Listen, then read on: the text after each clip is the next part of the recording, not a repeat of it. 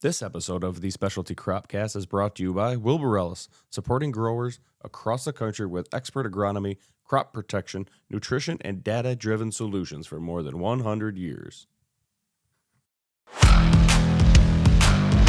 Welcome to the Specialty Cropcast on Poems and Stones.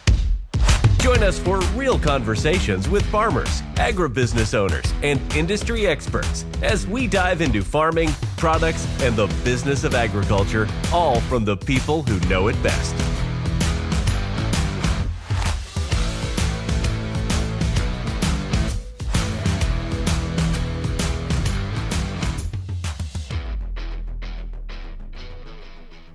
Welcome back, everybody.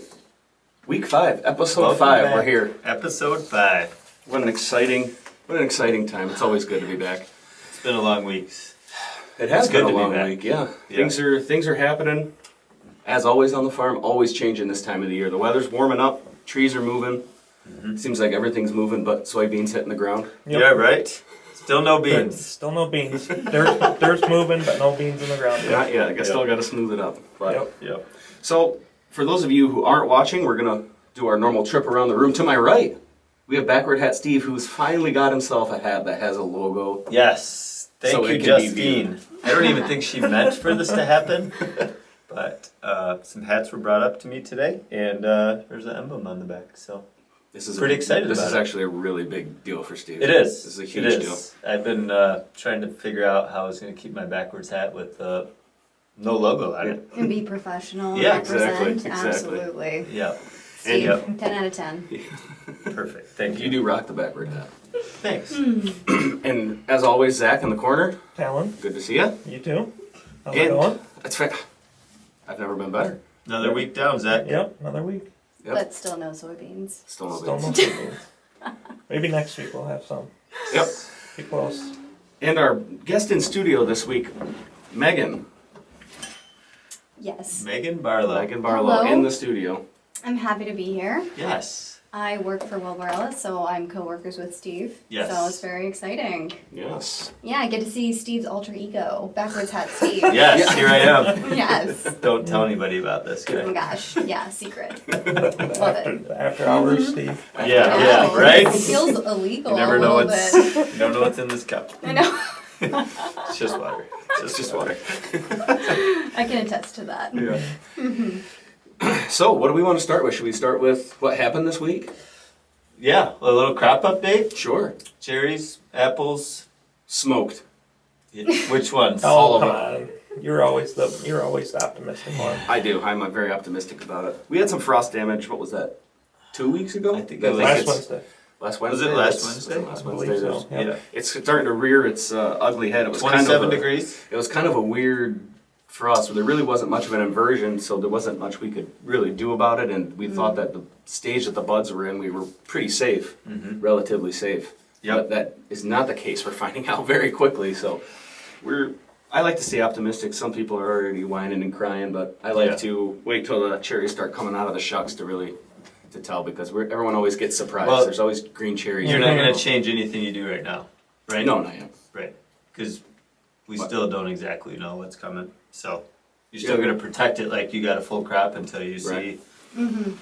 that you don't. Well, I feel like also there's a misconception between people and fruit farmers. They think that just because there might not be any fruit on the trees, that we just have the year off, right? But Right. that's Not not at the all. case. We have to keep taking care of the trees and the orchards and give the trees the nutrients and stuff that they need to continue to be healthy to help Yep. have a better crop the next year. So All the attention they deserve. exactly, with none of the money. Yeah. Yeah. I tell everyone I don't have the central nervous system to be a grower myself, right? It's a gamble. It's commitment. So I give you guys so much credit, absolutely. My mom likes to tell people I'm a farmer. I'm like, nope, don't give me that credit. I'm not turning on frost fans. I'm not gambling thousands of dollars. Absolutely not. Yep. Yep. So where are your apples at? We're just about open cluster, kind of. Okay. We're just the Jonna Golds are probably have some pink on them by the beginning of next week, and then probably by the end we'll be in bloom. I'd imagine we're supposed to have some 80s. Yeah. that's Supposed what to have I some see. 80s, Yep. so that's really going to push things along. And obviously, sweet cherries are probably in full bloom, full bloom today or tomorrow. It's beautiful Yeah. out Pretty there. open. Yep. Depends Yeah. on variety. Yeah, Ours- yeah. ours The are not darks are the closest to full bloom, right? We're Maybe definitely- 70-80%, I think. Yep. Uh, By the end of the weekend, it's supposed to be Tarts. 75 on Sunday. Mhm. Right. Right, but golds, right? They Yep. still got a long ways to go. Mm-hmm. Those are light sweets for those who don't know. Yep. Tarts are hanging on still. Just starting to see some white tip. We just got all of our bees out this week. That was. Yeah, That's and starting to fun see as it bees always everywhere. was. Yeah, remember that picture I sent you guys where I got stung? Yeah, Mm-hmm. yeah, right in the right by the eye. Right in the eye. Brutal. Right below the eyelash. Yep, It's always exciting to see the bees out. It's amazing. Absolutely. they're workers. you Yeah. know? Very, very important to the Yeah. process. We should have our beekeeper on, Travis. Have you ever met Travis? Mm-mm. I would love to ask him a million questions. Dude, he's Because I would super have so many knowledgeable. questions about that. Even Tom. Tom knows a lot Tom about should the just bees, come too. in and answer some bee questions. Well, He wasn't should. he a beekeeper at some point? I don't know if necessarily he was a beekeeper, but he's But always been heavily very involved in that involved, process. yeah. So for Tom sure. is with Cherokee. What's his position? What's He's his the title? president. Yes. The president of Cherokee. So Yep. Very knowledgeable on bees. He could tell you just everything. about everything. He runs you our wanna know. fertility program. Yep. I mean, obviously you've spoken with him. He's the one. He's the Absolutely. brains behind that operation and the spray program, and he takes care of all of our organic orchards right here down the road. And Just- then yeah, and then Travis Yep. is with Cherokee as well. Cherry Bee. Cherry Bee Inc. is Cherry our Bee. apiary company, So that's their. pollination division. Yeah. So we have some land in Florida where we send the bees in the winter, and then they go out and do almonds in California, and then they come back to Florida. Then we either treat the bees or we add boxes if they're strong, and then we send them to our southern Michigan farm, and then they come up here. And I think a lot of people don't know that the bees travel. Yeah. So I think Right. that would be a great podcast. I didn't know that till. Yeah. Yeah, they put them on just on a semi truck and Oh throw man, tarps let's over talk them. bees for a. That would be awesome. We should. We're getting a little off track on the bee topic. That's okay. That's all right. That's that's why we're here. We can do whatever we want. That's right. Yeah, I know. There's no Tom script. The other morning was talking about how you guys lost some hives. Yeah, we lost This like 400 or last 500. winter. To what? Yeah, we were almost up to like 1,700 hives. We lost 60% of our bees this year. Yeah, that was Um, some disease went through. Yeah. Ooh. Yeah. I know. It's serious. We got to protect our pollinators. All right. Read your I have some labels. serious questions. I'm not gonna ask them right now, but we got to have a bee episode. Absolutely. We should. Travis, I bet he would come on in a heartbeat. Yeah. Because there was even some talk about bees coated in fungicide and spreading the fungicide. I'm That's writing it. it down. We're gonna ask Travis about Very this. science fiction-y. No, for real. It's No, I believe it. like a real thing. You heard it here first, folks. Yep, Yeah. yep, right here, Specialty Cropcast. So you're saying that we Was we're that getting on one into of Talon's TikToks again? Hey, that was only bad No. information on that football trade. That one time at breakfast. That was the only It was a time. legitimate thing I heard somebody was doing. Yeah, So- do you guys have credentials for this? Yeah. Extremely underqualified. No, this is great. Well, so you're saying that the bees have the ability They to spread the fungicide for So you. we went from tractor sprayers I know. applying like that to drones are the next thing, and then poof, just like Just that, went bees right are in. to Bees. Just spray them down. I mean, they're flying everywhere anyways. how are we gonna get the insecticide out when they're harmful to the pollinators? Well, That's that gonna you're go gonna down have the to drain. spray. Yeah. You can't ask for too much. No. All Apparently, right? that's Listen, you're right. You gotta that have was limits. a little Yeah. aggressive. This is a fresh idea. I That'll don't want be to the year I don't want after. to crush anybody's dream. That's what? That'll be the year after. Yeah. Maybe someone will start making PPE for bees. Yeah. Ooh. Huh? Could be a Oh, business opportunity. man. Okay. He's writing it down. Yep. Yes, he's like, oh, Travis, this is Travis, when you get on here, get ready. Oh, that's awesome. Love it. Okay. Back on track. So, apples, cherries. Where's our tarts at right now? They're popcorny a little bit. Yep, they're starting to open up a little bit. I would assume by mid to end of next week too, those will be in bloom, kind of in same pace as most of the apple varieties. Yep. Because Yeah. the Honeycrisp are still behind a bit. Yeah. Premiers are at least. I don't know about your regular Honeycrisp. We'll but- be in pink middle of the week next week on Honeycrisp. Really? Yeah. Yep. Sweet. So Get your This weekend Just for berries. Mother's Day, it's going to be a busy time Yes. in the orchard. Yes. Myrtle and Mods, by the way. Yeah. yeah, the big opening. Come to Myrtle and Mods, get a little wagon ride through the blossoms in the Oh orchards. my gosh, I love that. Oh, Check it that's out. great. They do such a good job of bringing people in. I'm telling you. Yeah. Mm-hmm. It's too bad this podcast will be out after this weekend. Yeah, it'll be next Friday by the time it goes out. Yeah. Still, they'll have. There's more events to come. Yeah, they'll still have wagon We'll just rides have to do one this next weekend. too. Yeah. They will. Farmer Paul's always up for taking people on wagon rides. So. Well, the last thing we want Steve to do is, we learned a couple weeks ago, is have him pour fuel into it. Yeah. I got fired from that job, which I'm Gosh, okay I'm with. learning so much about you, Steve. Oh, Steve, you have to tell Yeah. the short. She's left out. So She has to know. yeah, there was a hay ride going on. Uh-huh. Myrtle and Muds back on the farm, and tractor was running low on fuel. To make the story super short, I grabbed a fuel can, went to go fill it up. The tractor was idling out in the orchard with people on the wagon, and the tractor caught on fire. Oh my gosh, what? Yep. I was filling it up, and a wind gust came through and blew the fuel everywhere, and I've never seen people jump off tractors and stuff so fast. It was awesome. And then we just played it off like, oh, we just did that for fun. And nobody believed it. Nobody believed it. And now they have And those people will never return. never come back. I'll still come to good Myrtle riddance. Mods. Awesome. Absolutely. Yep. Perfect. I like a pyrotechnical show. Oh, know? yeah. Yeah. Oh, you would've loved it absolutely. then. Yeah, For Steve's sure. Steve's also in charge of fireworks on the 4th of July. It's a great show. Wow, you are the fireman. I'm gonna start walking around with a fire extinguisher when I come around you Yes. Yes. Wow. now. Now hold that I on. know all We this have- information. We have Fireman Steve. Yep. Backward Hat Steve. We Yep. have Mustard Steve. Mustard Steve. Wow. All the restaurants in Oak Rapids, right? Mustard Steve. Mustard guy. Oh, This gosh. couldn't have started off more off track. I know, but this is perfect. This is great. We're just warming up. Yep. We're just loosening up a little Everybody bit. Everyone's loosened up. settling in. The last crop update, grapes, they're still pretty much dormant, maybe delayed dormant, a little bit of green showing, but that's kind of where we're at across the board. What kind of As pests of are you today. guys? Are you doing any protection for anything coming out right now or early? Not In front of really, something? you know, we spray sulfurics usually, and we're going after powdery overwintering spores, powdery mildew, phomopsis, black rot. Little That's bit what of we're everything. after. Yep. Nip it in the butt. Yep. So that's really all we're kind of aimed at right now till we get some good growth. How many acres do you help out? Boy, Is it's a it great mostly on the question. peninsula or is it Yes. scattered about? It's scattered about. There's some right over here in Yuba, some north of Oak Rapids, but majority of it is on Old Mission Peninsula, correct? It's probably, 90%? probably close to 600 acres, I would Nice. say.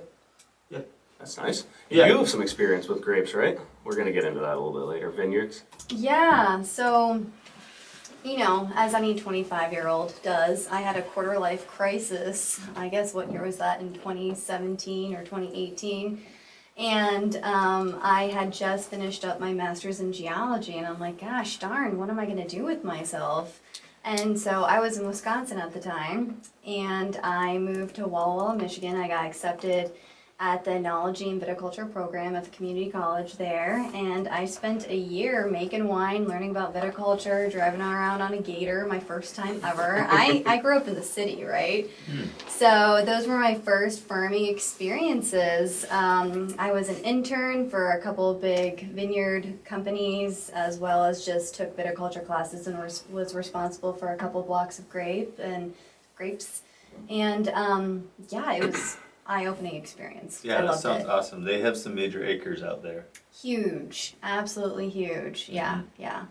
So, Yeah. so a little bit of experience with grapes, and I thought I was going to become a farmer. I'm like, this is is my it. life's destiny. And they're like, man, you have to wake up at 3 o'clock, turn on the frost fans, I need to go count Hold up, grape clusters. wait a minute, And wait I a was like, I don't know about this. And they're like, yeah, just jump on the forklift and go do this. I'm like, excuse me, I'm not qualified for this. Oh, you're I not was a certified made forklift for it. operator? Oh man, yeah, I was like body slamming boxes to get them to line up, and I'm just like, I can't. Like, I Yeah. don't think this is for me. They do so, that with our cherry tanks too. yeah. So yeah, a little experience with grapes, and that was really fun. I really enjoyed that time of my life. Yeah, that sounds awesome. Have Yeah. you been out there, Talon? Where? Walla Walla, Washington? No, Anywhere I over there? have, I actually have never really been out west besides Arizona. which obviously is a little Yeah, southwest. yeah. But I think the IFTA trip is going to be in California. So that will be Really? a great experience. Yeah, so I think I'm going to try and do that one for the first time. I've always wanted to go on that trip, and I haven't gone yet. I recommend going to the Yakima Yakima. one. So they also maybe a Wenatchee, but I know they had Yakima 2 years ago. I think though, I think Yeah. it was 2 years ago. Yeah. So great. What about you, Zach? Have you been out there? No, I have not. Mm-hmm. What's the IFTA? International Tree Fruit Association, the IF. So International Fruit Fruit tree. Fruit Tree. Fruit tree. Yeah. Okay. Either way, they sponsor. There's one abroad, and then there's one here in the States. Yep. And you sign up for it, you pay. They do the hotels, the food, and they do tour bus. They check out people's farms, it's educational Oh, really? stuff, and they do all different kinds of stuff. The first day is like conference setting, and then the Yeah. second day Okay. is a tour, and then you can even do additional tours. So, yeah. It's just a cool way to Yeah, get out. get your See different stuff. get your job Yeah. to pay for a free trip across the country. Yeah. No, but I've super always wanted to do informative. that, Yeah, yeah. absolutely. I want to go somewhere cool like Germany or Oh yeah. or somewhere like way overseas. Italy. Yeah. I think that would be super cool to do. Well, I was actually at Interpoma, which is a tree fruit conference in Bolzano, Italy, in November, and that was really fun. So it's crazy to see all the big companies that we work with just in Italy and talking Italian, and they had all these different apple varieties, and I learned so much. All different types of tractors. Man, That is cool. Yeah, it was a great experience. Super cool. Yeah, that was one of my questions, which I'll get to in a second. But since you brought Italy up, when we were preparing for the episode, we were sending some emails back and forth, and you gave us a little bit of background about yourself. And I did not know that you were so heavily involved in Italy and traveling back there every summer. So talk a little bit about that, about what it was like living here and then traveling back to see family and spending time over there like that. That's such a cool, nobody does that. Right. So funny that you say that. As I was growing up, I hated having to go back and forth. Oh, man. But that's just because, it's like the teenage hormones. I'm like, you want me to leave my middle school boyfriend for 3 months? How could you, But I feel very fortunate looking back at my experiences. My mother's Italian and my father's American, and so they met actually at the University of Arizona. My mom was the secretary of the Vatican Observatory, and Wow. my dad was working or maintaining the multi-mirror telescope, and they were working on a telescope project there. So the Vatican Observatory is like a sector within the Vatican that focuses on astronomy. Wow, and that's incredible. Science, yes. So my mom traveled to University of Arizona with her boss, met my dad. They got married, but my mom was like, hey, if we get married, we're living in Italy, right? And my dad's like, absolutely, we're gonna live in Italy. They moved to Italy, had my sister and I, and we lived there for a couple years. And then in terms of jobs, my dad was like, hey, there's a lot more job opportunities in America. So my mom was like, okay, we move. But in order to do that, we have to come back to Italy every summer. And so as soon as school ended, like on the dot, we were on a plane the next day, and Wow. we flew to Italy, and we just stayed there until school started back up. And like I said, it was a great experience, but also in your teenage years, you're like, that's the last thing you want to do. Right. But my first July 4th in America was when I was 19 years old. Oh my gosh. Probably a pretty memorable one. Yeah, I Or was so not. confused. I'm like, the patriotism, you know what I mean? I'm just Yeah. like showing up to a party. I'm like, I'm just wearing shorts and just a normal t-shirt. I don't have anything patriotic on. I didn't understand the culture. And Sure. so it was absolutely memorable July 4th, to say Yeah. the least. So what's the agriculture like in Italy? I know absolutely nothing. Like what's the top to bottom? What do they do? So it's pretty expensive because land is expensive. So I don't know too much about the agricultural scene in mid-latitude or southern Italy, but when I was in northern Italy, which is where we were at the tour, land is extremely expensive. So there's like farmers that max have like 10 acres. And so they have big co-ops where each farmer is collecting their fruit and then sending it to this co-op, and they have huge quality standards. So there's similar trellising, a little bit different types of tractors. They have a lot of their packing facilities are wild because, again, if you think about Italy, they're very close to the Germany, Austria efficiency, and I've had some of the best fruit packing tours ever. It's amazing. They even have storage bins that are 30, like rooms that are 30 bins high, and they have these automatic forklifts that know exactly where the bins are, and they just run up and down constantly and grab bins and bring them out for packing. And Wow. a lot of it's automated. It's like an amazing. Amazon warehouse, It right? very much is. Right, Yeah, but very for much apples is. Yeah. or cherries or whatever. Yeah. And you're just in gorgeous Grapes. scenery. Like Oh. you're in the Dolomites. It's Yep. amazing. So they grow grapes there, obviously. They grow grapes, Apples? not so many cherries in that Dolomite region. Okay. But yeah, just south, a few miles. Well, not a few miles, but a couple hundred. You're getting into kiwis. Like Ooh. it's amazing the variety that Italy's able to grow. Yeah. So yeah, Interesting. very different climates between northern Italy Yeah. and southern Italy. Mm-hmm. So you think there's anything from that packing aspect that we could bring back here to the States you think it'd be more efficient with compared to places that you've seen here? Are we light years behind? Light years. Light behind. years. Absolutely. Why is that? It's probably because it costs too much and we don't want to spend Well, a the lot extra of the bucks. parts are But if made their in land is so Europe. expensive, it seems similar to where we're at. I mean, they Yeah. got. That's true. So I'm just curious why. I don't understand the economics too much of it, but no, I actually went on this tour with Dan Dietrich, who is one of the co-owners of Ridgeview, and he was looking to see about packing opportunities, but the infrastructure, like these automatic forklifts, it's going to be Yeah. extremely expensive Right. to Wow. Probably Upgrade. billions with the B. I don't Yes, know. yeah. Maybe. Yeah, starting from Absolutely. scratch. We probably don't even have half that stuff here, so it'd probably have to come from Right. across the sea, Yeah. which is obviously not going to be a cheap option. No. No, but very cool. Hate to see it. Yeah. There it was, the first one. Well, I guess, should I introduce myself and who I am? Sure. Right? Would that be a good Absolutely. thing, right? Yeah, so Megan Barlow, work with Steve at Wilbur Ellis. I Yep. am a technical agronomist, so fancy way of saying that I do a lot of the specialty things, and I dive deep into data sets and science and help people figure out perfect placement and timings. I specifically focus on nutrition and crop protection. Always learning on crop protection, but yeah, mainly in the nutrition aspect, so fertility blends.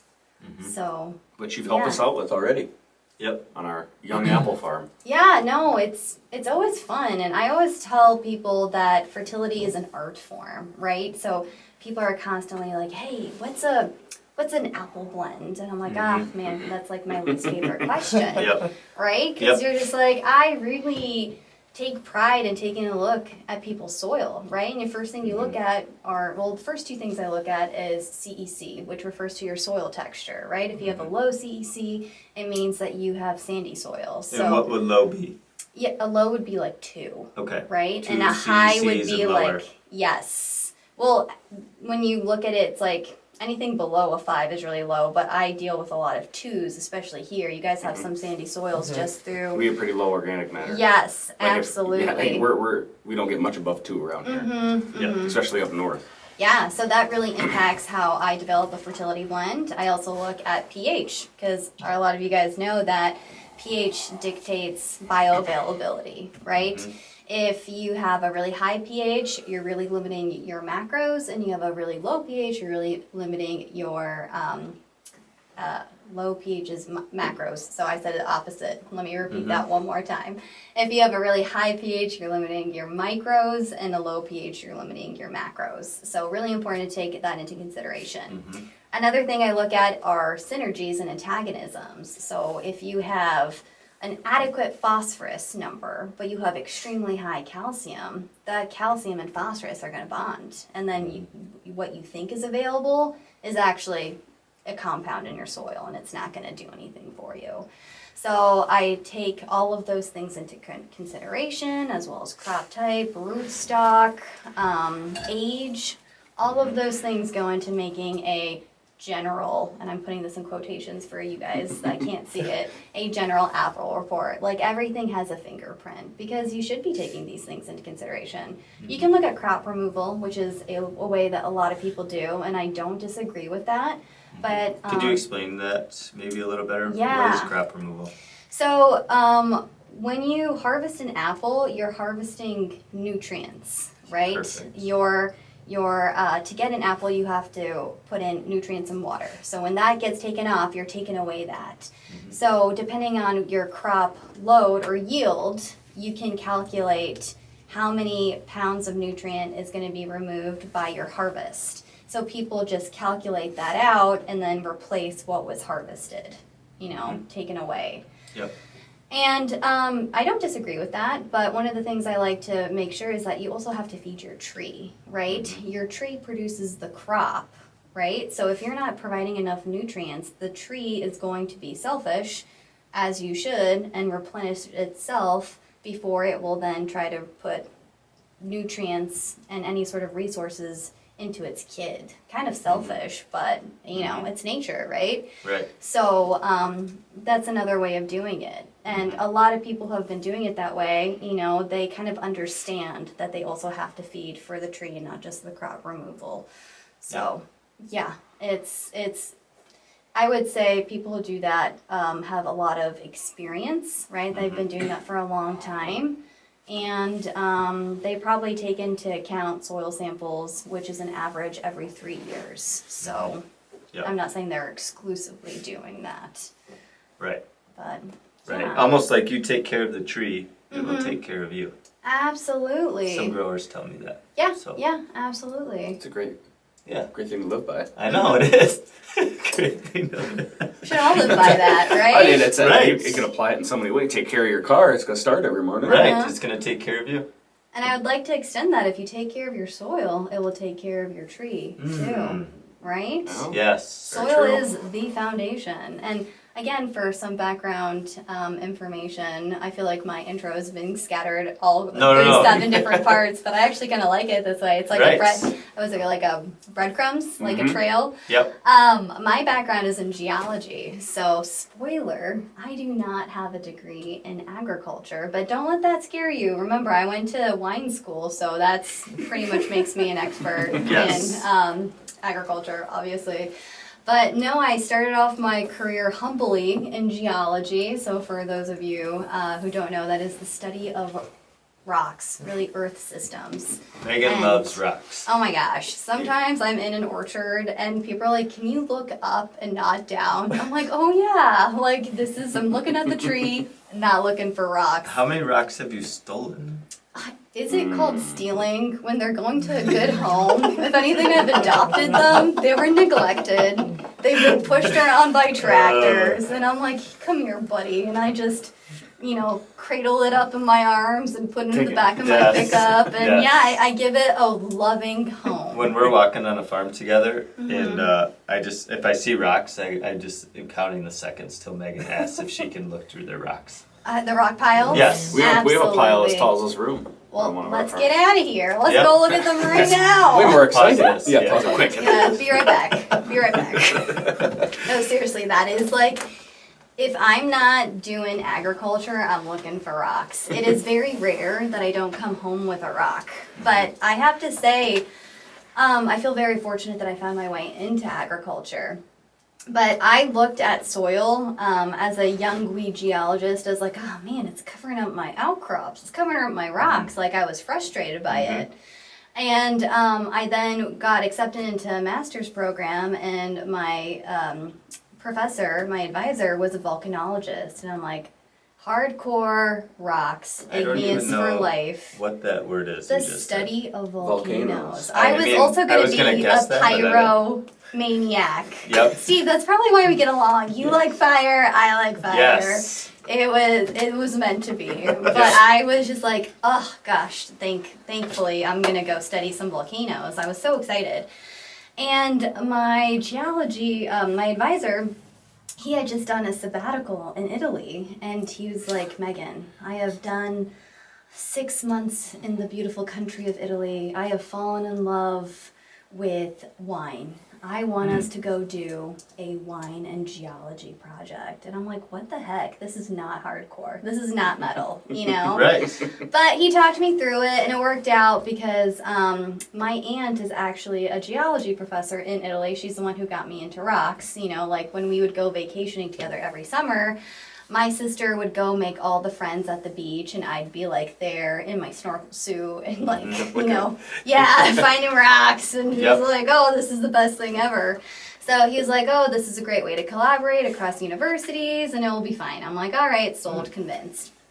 And so I looked at this wine varietal called Verdicchio. And it's a very popular white wine in Italy, and it's grown in the Marche region. So that's going to be on the east side. There's these two geographic areas, so like AVAs, that both cultivate Verdicchio, but less than 50 kilometers away, but they taste very different. Like historically, they're like, oh yeah, Verdicchio from Yizzi is very soft and had essence of apples and flowers, whereas Verdicchio from Metallica, it's very strong and acidic and tart and kind of tastes like wet cement. And you're like, oh, that's weird. And so my professor's like, we're going to go study the geology of these two areas and basically discover that the reason why these two wines taste so different is because of geology. And so we looked at the geologic maps. One's on the foothills going to the coast, so sedimentary geology. And so for people who don't know geology, there's 3 different types of rocks: sedimentary, igneous, and who can name me the last one? Dylan. Oh no! Who can name me the last one? I was just thinking about. I was like, I should know what this is. What letters to start with? M. I'm metamorphic. Metamorphic. I almost said Come on. meteor or something. That was cool. That was almost it. Yeah, it's like Yeah, seventh. so- It's like literally 7th grade. Yes, I know, it's tough. Are you smarter than a 7th grader? Not on this show. Yeah, I couldn't pass the spelling bee, so there's that. So one of them was on the coast, so sedimentary rocks, so calcium carbonate rich, and the other one was in these 2 valley systems, and it has igneous origins, so volcanic origins, okay? So a lot more heavy metals and whatnot. So we analyzed the soil profiles of each, knew the geology of each, and then we actually took samples of the plant and we measured the biological turnover. And so there was a higher biological turnover in the grapes that were cultivated in the igneous soils, which had a lot of magnesium.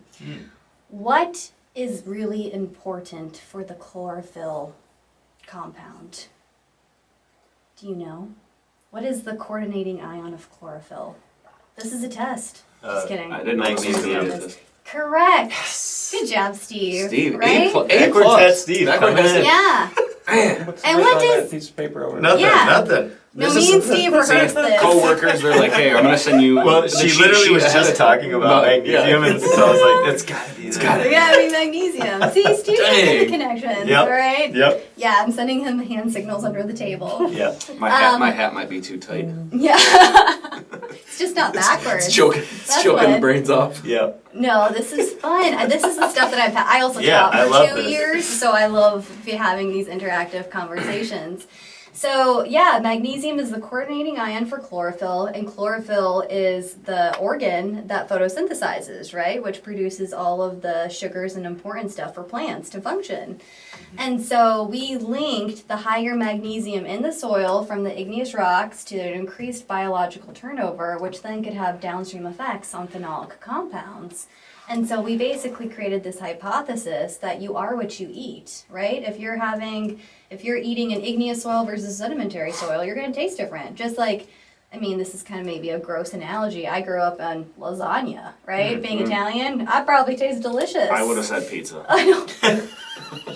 I did eat a lot of pizza. I was going to go with pizza. Lasagna, But yeah. pizza. Well, lasagna is probably the same thing. Absolutely. I'll still never forget my mom would pack me all these like very Italian lunches. Like I've never eaten a peanut butter and jelly I sandwich. knew that was coming. I've PBJs are probably not on the list. Never had it. Like I didn't even have Not it. even now as an No, adult. no. I've You've just never like, seen the little purple, the little pre-made ones that you get the kids. Uncrustable? Yeah, you've Yeah, never just no. grabbed one She of even them. knows the name of them. I know it because I would come home from school and I'm like, Mom, like, why can't you just make me a normal sandwich? And she would make me like a sun-dried tomato sandwich Wow. or like a slice of That sounds so lasagna. good. And like people are like, Put you some mustard on smell it. weird. I'm like, yeah, probably. You know, like smelling like My mom hand oregano. makes the pasta at home. Just constant. Yeah, I was so. Oh yeah, Yep. it's good to be Italian. We eat very well. Do you I guys have eat to a lot say. of mustard?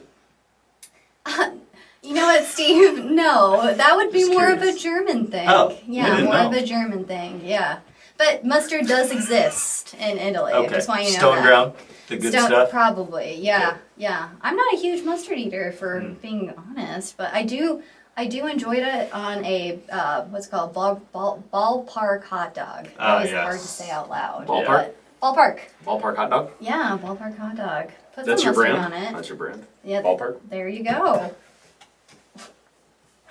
So yeah, that was, I forgot how we got there, but that's how I got into Yep. agriculture, which then led to my quarter life crisis into Walla Walla.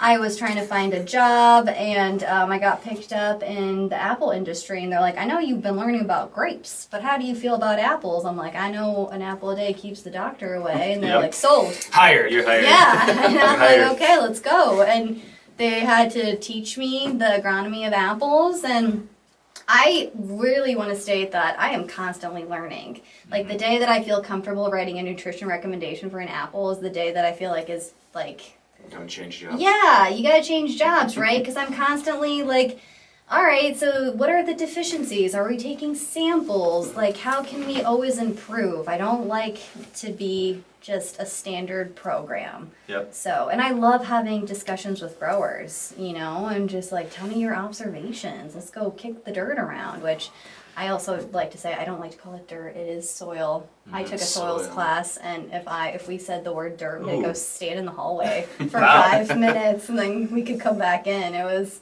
a big Dang. no-no. Yeah, it's Have to very remove that serious. from that vocabulary. Yeah, absolutely. So I had written down 2 questions in that entire intro there to your My multiple intros. multiple intros, which is one thing it's kind of travel or switch back for a hot second to the bees is a similar question is, it's actually not going to sound similar at all in any way, shape, or form, but like what makes a person want to get into geology besides just loving of the rocks? Like that's just...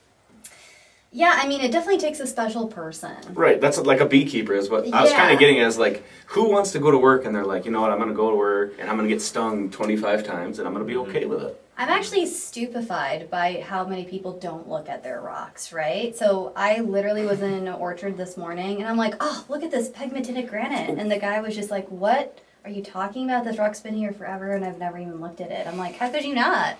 You know, I don't know. I've always, maybe it's like I'm a crow. I like shiny things. I've always been attracted to it. But I think, like, fundamentally is that I love the earth, right? Like, just understanding how we have oceanic crust and continental crust, and gosh, there's so much history in geology, and it's not just small history, it's like billions of years history. And You could it's look right like back into it. you're actual detectives. Like, we would go out into the field in class, and they're like, tell me what happened, and then you're just looking for clues. And every time I look at a cop show, I'm like, I could do that. I know how to look for clues, you know. I could like, be a detective. yeah, just Yeah. give me a shovel, my rock hammer, and I'll figure it out, you know. Yep. But it's a very hands-on and observational science. But I do have to say my love for geology stemmed from my aunt, who we would go to the beach, and she's like, sift through these grains of sand and find me a tourmaline. I'm like, aye, aye, Captain, I got this. And I would just be so enthralled. And then I'd find a new rock, and I'm like, how is this formed? Why does it look different? And gosh, it just never left me. It Never never kicked left it. me. What are those rocks called in the UP? Everybody's looking for? Youpers. No.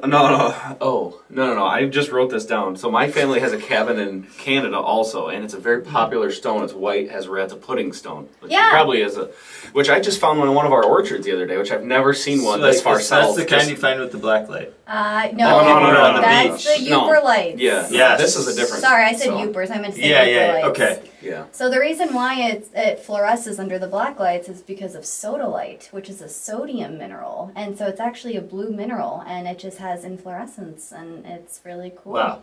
Yeah. So have you ever gone up there and looked for them and done that? I have never gone to the UP and looked for Uperlites, but it is on my list. So yes, I'm not a Michigan native. I moved here in 2022. I have been to the Upper Peninsula, but that was in the Porcupine Mountains, and we were looking at banded Beautiful. iron formations. Wow. So not Uperlites. So pretty cool fact. They mined a lot of those banded iron formations and shipped them through the Great Lakes during the war, and they refined those metals for wartime efforts. Wow. Everyone's got to chip in. Back-to-back Absolutely. Oh, World yeah. champs. Yeah, Northern Michigan has to pay a price. Mining, absolutely. Well, There's a lot of history in the UP too. Mining, logging. Everything. Yeah. It's a gorgeous, gorgeous Copper. country up A there. lot of copper. Copper Harbor. There. Yes, lots. I actually have a few copper pieces. Just so you guys know, about the first weekend of May, there's the Rock and Mineral Show in Kalamazoo, and I've been there 2 consecutive years in a row, and it is the best weekend of my life. I'm still in the high, right? I was there on Saturday, and I spent 4 hours there. Wow. Is Yeah. there like a competition to see who can bring in like the most rare rock? And there could be like a judge. You could be a judge on a show. You could be on a panel. Oh my gosh, but you know what? It's like I'm not even good at identifying rocks anymore. It's my dad loves geology and he'll bring me a rock. He's like, "What is this?" I'm like, "Did you just pick this up on the side of the road?" He's like, "Yeah, I just wanted to see if you You're like, knew." it's a chunk of asphalt, right? Yeah, that's great. So I have a very supportive family. But no, it's like all these vendors. Believe it or not, people have rock shops, and people go to those rock shops and drop massive amounts of money. I spent less than $100 at the Rock and Mineral Wow. Show. Yeah, I was very proud of myself. Did I want to spend more? Absolutely, I did. I mean, everyone's But I seen didn't. Breaking Bad. Yes. Yeah. When Hank gets that obsession when he's at home and he starts buying all of the gems and yeah. the other rocks. And, you know, So beautiful. Yep. Absolutely. That's funny. Very cool. Yeah.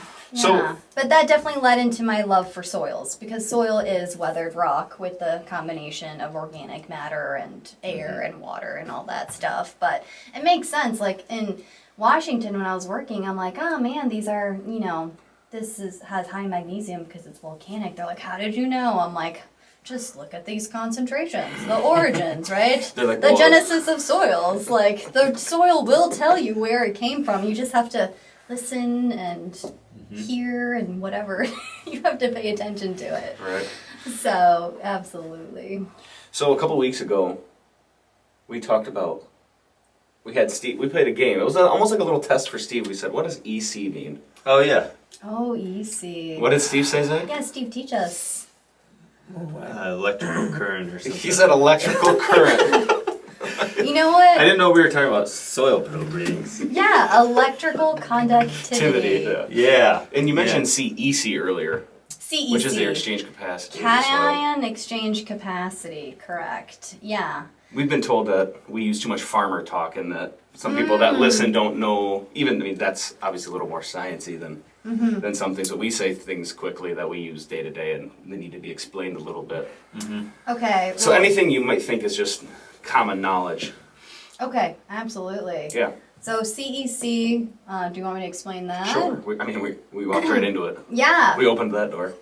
So soil texture dictates your CEC. Okay, you have 3 classifications of soil texture. You have sand, silt, and clay. Guess how many of those particles hold charges? 0. One of them. Just one? Clay has a negative charge, whereas silt and sand are inert, right? They don't have any charge, so they're not grasping onto anything. They can't retain anything. The other soil particulate that is able to grasp nutrients is organic matter. They are these crazy shapes and forms and kind of like little tentacles, and they're able to retain those nutrients such as cations. So those are your positively charged nutrients. So those are going to be your calcium, magnesium, potassium, stuff like that. So if you have a soil with low CEC, so cation exchange capacity, you have a very sandy soil. If you have, or silty soil, sand and silt. If you have a soil with high CEC, you have more clay in there. So you have more charges. Think of soil as a parking space, right? If you have a low CEC, you have less parking spaces, high CEC, more parking spaces. And so you want to make sure that those parking spaces are filled But not just filled, but balanced. And this is where we talk about base saturation, which is the ratios of your cations, so your positively charged cations. So again, calcium, magnesium, and potassium. You want to have the vast majority of those parking spaces filled with calcium, and then next you want magnesium, and then last you want potassium. And you don't want any sodium. That is also a cation, but you don't want that. You also have hydrogen, which is a positive, and that is dictated by your pH. The lower the pH, the more H plus ions you will have. So maybe that was a lot, but hopefully it No, that was great. broke it down with the parking space analogy. Yeah, that was Yes, nice. word pictures. Yeah, word pictures, We're big absolutely. picture book guys here on the And it's Specialty so funny. Cropcast. Yes. I never have the opportunity to pictures. talk about the basics of soil science, right? People don't ask me about those things, so Well, it's fun to touch base. We just like to break it down for people, otherwise they get lost, and then when people don't We get know what they're lost. talking about, then they Right. lose interest, and, Yeah. and then you lose them. Yeah, soil's cool. Without it, we wouldn't have anything. Yeah. Oh my gosh, it is the foundation of life. Yes. And it's our most overlooked natural resources. How many times do you guys just walk on soil and just don't think anything of it? You're like, psh, Every day. I know, and it's really sad. And it definitely has led to some soil degradation, which I would say in the past 20 to 15 years, farmers and conservationists have really been focusing on how to reverse degradation damage.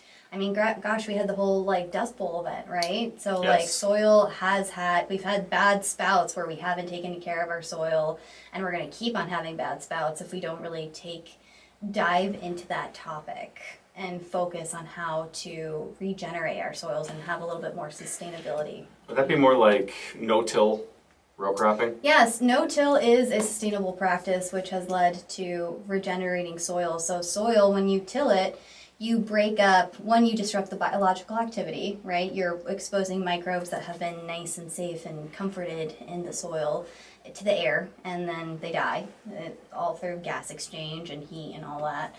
And then you also disrupt the physical structure of that soil. So soil likes structure. When you break it up, you're taken all the years worth of stability that has created pathways and stuff like that, filtration routes, and that's gone, right? So having no-till is a way of preserving both biological activity and physical stability. Yeah, that was the first thing that came to mind when you said that. It's just, that's one way that pops right up to my, right in front of me about that. Yeah, actually, soil stores more carbon than the atmosphere does. So also when you break up the soil, you're releasing carbon back into the atmosphere, which, as you know, it's not great. Right. We'd like to sequester it and keep it in that soil system, for sure. Would burnt wood be a good source of carbon? Because it doesn't matter how many years that we've worked over a field, but when we take our cherry orchards out, we stack them up and we burn them. And so we had, in one of the farms that we just planted our apples in this fall, we had 5 years of row crop guys in there doing stuff. And then in the strips now with the trees, you can see the burnt up, Yeah. the chunks Yep. still, yeah. And trees always grow bigger in those burn piles. So there has those to be are something. nutrient rich, Yeah. for sure, and they do have elevated levels of potassium. The burn piles do, and organic matter, of course. So people do spread wood ash. It actually was like the reason why potash is called potash is because, and you would have to cite me on this or check in it, but I think it was because people burned trees and they noticed the elevated potassium levels from that burned wood ash. So I believe that's the origins of why it's called potash. Interesting. Potassium ash associated. Yep. So yeah, lots of potassium in those. I would like people spread it evenly. When you do those burn piles, you're really kind of just creating a nucleus of a site for Right those where it's nutrients. right where it's at, because Correct. you're taking. I mean, each burn pile might be only 2 acres worth of trees, but you're taking all of that and putting it into one place, and then Right. dropping it straight down into one spot in the soil, and it sits there. Yeah. And obviously, when you're driving tractors and pulling implements, it doesn't move it that much. Right. You might move it here and there, but you're not taking it up and spreading it. Maybe Right. we should start doing that. Yeah. We just backblade it with a loader and just drag it. And it's better Until to it's take flat. it, I would say, off-site and then put it on-site because, again, I don't know too much about the biology, but having those big, massive burn piles, that really heats up that soil. So probably sterilizing it a little bit too from some probably both beneficial and so what's the other word for the opposite, Opposite of of beneficial? beneficial, yeah. Negative. Yeah. Wait, what is? There's a word for it. It'll Right. come to Not us. beneficial. Non-beneficial. Beneficial. Zach for the win. Wow, He Googled it. Yes, he's a He had- professional. How long have you had that loaded in the gun for? Right. Yeah. So funny when you're on a podcast, you're like, I forget the words. It happens all the time. Yeah. It's just Oh. anything that's Standard, just yeah. regular Terrible stuff at it. you forget Yeah. about. You just have a Can I also little just say brain that fart. we're filming this at 8:40 p.m. So I know. like my What? brain is a This little is early. You had an early oh my morning. Gosh. Early Yep. morning. Well, the We'd first be just rolling. we would just be yeah. showing up. This is seriously by far the earliest we have started. Oh Absolutely. my gosh, It's probably as I was fantastic. tapping my foot. Like, come on, guys. Well, I was like, I don't know when you were showing up, and you're like, oh, I'm already here. And I was like, I better hit the Alright, let's road. go. Let's go. No, some other sustainability practices, obviously if you're doing row crop rotation, because something that people don't realize is that roots breathe and exude things. They're kind of a little maybe gross, but they have something called root exudates, which they, I don't want to keep on saying the word exude, but that's what they do. They exude compounds like sugars, amino acids, enzymes, organic acids. Did I already say that? Maybe No, I did. I don't think so. Okay, but those are really beneficial. So a plant is like, it's respiring through its leaves, it's transporting all these nutrients, and it also knows it's important to feed the root systems and the stuff around its root system. So as it's transporting stuff back to the roots, it's going to exude that, and it's going to feed some wonderful beneficial microbes. Forest systems are so healthy is because they have a bunch of different variety of plants that are exuding root exudates, but they're all exuding different root exudates, right? And that biological diversity, or root exudate diversity, stimulates lots of different microbiology. And that creates a very healthy soil system because it's creating variety. When you're doing monoculture, like we do, your roots are exuding the same compounds. So there's not a lot of root exudate biodiversity, which leads to decreased biodiversity in the soil. So one of the things that Wilbur Ellis in particular is great at is trying to reintroduce some beneficial microbes into the soil, because unfortunately we can't get away from monoculture. I mean, we have over 8 billion people in this world, and we've got to feed them. Right? So, and you do that through efficiency farming. So there are some practices that we can take to be more sustainable, but I don't think monoculture is ever going away. And so Wilbur Ellis actually has this product called Nutro Unlock, which is 7 strains of beneficial bacteria. And they collected this bacteria from optimal growing soil. And these bacteria all do different things. One of them is like a nitrogen stabler, a phosphorus solubilizer. One of them kills harmful microbes. I don't know exactly how, but they all have different functions. And so you either spray this product through a weed sprayer, you put it through your fertigation lines. You can even do a root dip on new plantings, and it introduces beneficial bacteria back in, hopefully stimulating the soil, and it can really take off and increase the biodiversity of your monoculture systems. And I love pairing that with a Puric Prime, which is a humic acid. What is a humic acid, you ask, Zach? Yes, I I do knew that was a question. Yeah. And fulvic. Yeah, yes, he man. had like this question mark just floating over his head. A humic acid and a fulvic acid are organic colloids. So they're microscopic particulates, and they're really important because they're so tiny, yet they're so delicious and nutritious. Microbes look at these and like, hey, I can eat this. This is very easy for me to eat. This is very easy for me to hide in, and it just helps stimulate the biological community because you're adding these really tiny, wonderful organic inputs. And so I love pairing. I like adding in fulvic and humic acids as is, but when you pair it with your beneficial microbes, you're already giving it a food source and a home, and that's great.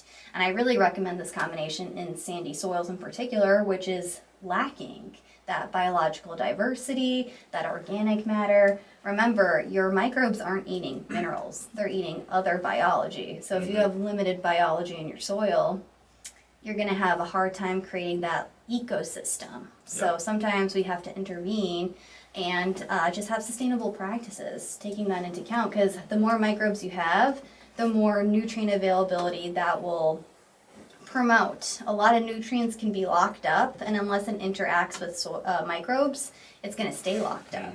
Microbes are huge. We should be thanking a microbe every single day. When you say grace at the table, be like, and thank you, microbes. You know, it's so important. A lot of people probably don't think about that on their No. day-to-day I'm writing lives. that down. Yeah. We should put on a T-shirt. We should have a Thank you. national. Thank a microbe. Yes. Think The many specialty microbe. cropcast. Yeah. On the back it says "Thank a microbe." Yeah, an optimal There we go. I'm soil. serious. There you go. Let's do it. And, Buy that I'm press. ordering the shirts right now. oh my gosh, I'll take 7. Yes. Right? One for every day of the week. I was thinking like we should have a national Thank a Microbe Day. Yeah, absolutely. What's today's date? I would like to be president. We could submit it May 8th. Yeah. May 8th. Right before Mother's Day, you know, Yes. thank a microbe, thank And a a mother, mother. and then Thank you, Mother. Wow. That could be in like in postscript right at the bottom. Oh, that's That's great. That's so funny. Yeah. So some other things that restart that. So some other things that I had written down is I was wondering if there were any differences in pests and diseases in apples between Michigan and Washington. Yes, the climate is very different. Right, so it's going to be Yeah. different problems. When I was in Washington, we were lucky if we got 10 inches of rain. We get, 30 inches of rain here annually, if not more? Ooh, probably. We already have Yeah. one. Yeah. Right. Lots of We rain have a going couple, on here. I think. Yeah, we got one in one day last week. Yeah. Right. Yeah, and we had I think like accumulation of an inch. Yep. Before Yeah, that doesn't happen in Washington, or at least in eastern Washington. So I was, when people think about Washington, they're like, pine trees, Bigfoot, salmon. And I'm like, oh, okay. That's what I'm picturing. Yes. Yeah, no. So eastern, Washington is basically like 2 states. There's Western Washington, which we call the wet side. So Okay. that's going to be it's west of the Cascade Mountains, and then you have the east side, Eastern Washington, which is east of the Cascades, and you call that the dry side. So Interesting. the Cascade Mountains are really tall, right? And you have a lot of moisture in the air coming from the Pacific Ocean, and the air is just saturated. That's why it's always raining in Seattle. It's got Yep. a lot of moisture built up because Yep. it's warm, lots of moisture. As it's traveling east over the Cascade Mountains are big. So as they're traveling over the Cascade Mountains, it starts to get colder, and their elevation, it gets higher. When you get higher and colder, the clouds start to contract, and they start losing all of that moisture in their cloud system. So they just dump out all their moisture on the wet side. Gotcha. By the time it gets to the east of the Cascades, there's no moisture left. There's a little moisture left, right? We get like 10 inches of precipitation would be like an average. And it just doesn't rain that much because we've lost all that water moisture. And so I was in eastern Washington, and it is classified as a semi-arid desert. Tumbleweeds are running rampant. There was one time I was driving from Wenatchee, Washington to Tri-Cities, and the road that was on was blocked by a gang of tumbleweeds. Wow. Like there was thousands of them, and they were just over the road, and you couldn't get over it. And I'll never forget the first time I hit a tumbleweed, and it got stuck in the grill of my car, and I had to pull over and just yank out this tumbleweed. And I'm like, this is wild, and people don't realize that about Washington. So the semi-arid desert, as you can imagine, does not steward a lot of fungus, right? Whereas here we are thriving in fungus. You know, scab is hardly an issue in Washington. Would you like to That would describe be what scab absolutely is? nice. Yeah, would you? I'm not a crop protection person.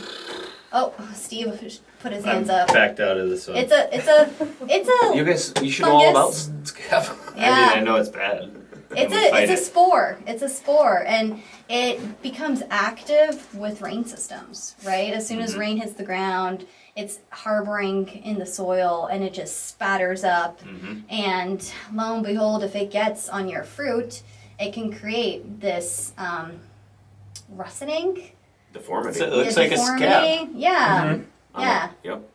Just want to pick it off. I know, right? Right, just go through and pick all of them off. But yeah, no, it's We do a lot of fungicides early in season to make sure that we're killing off those spores and we're not getting scab on our apples. Because I tell you what, nobody wants a scabby apple. Zach, do you want to eat a scabby I apple? do not. Yeah. Does it like And just they don't the sell name? very well either.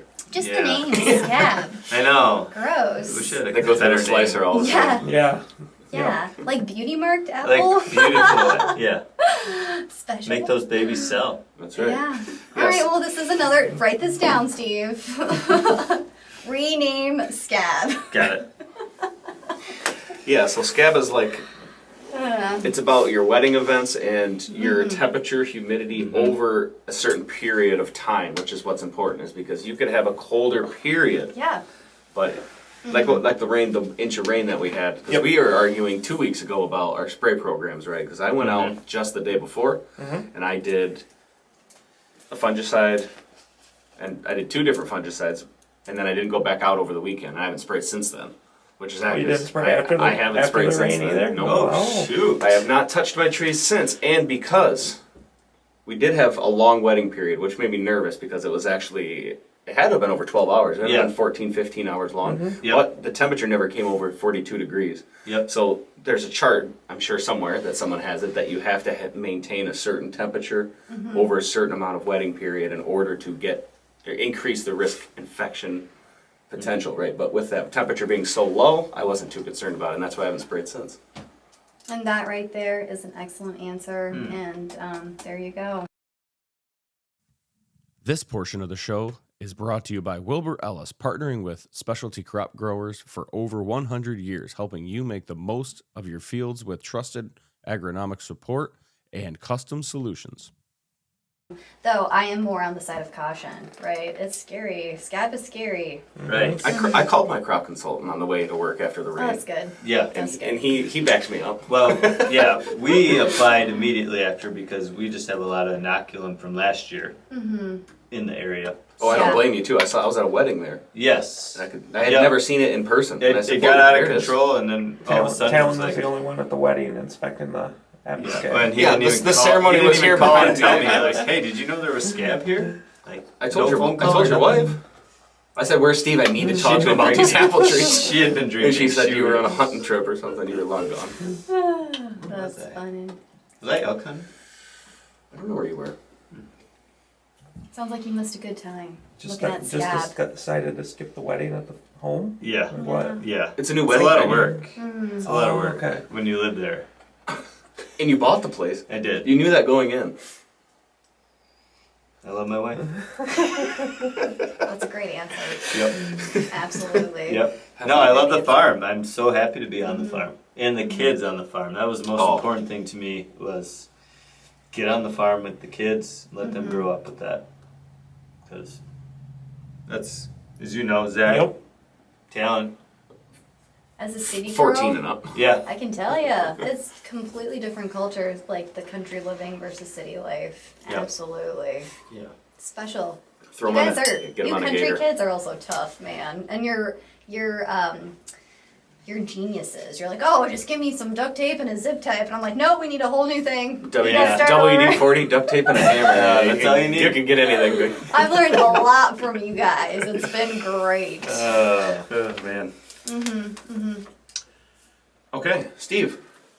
Oh, did we get back? Some Want to notes. get back on EC? We kind of hinted at it. Yes, we did. Right. I would love to talk about soil probes. Perfect. Yeah, Yeah. we can absolutely do that. Because we touched on them last episode with Yes, Brennan. because I actually, the first time I was introduced to the probes was when I got into the crop site system, and they were like, well, hey, we can get you these probes, and we can kind of put it all together onto, that same type-ish program that I can see it all in one place, which was fantastic. We have 4 of them Yep. in each side of our driveway, because actually we have a little bit of variability in our farm. It's a little sandier on one side and a little bit nicer soil on the other side.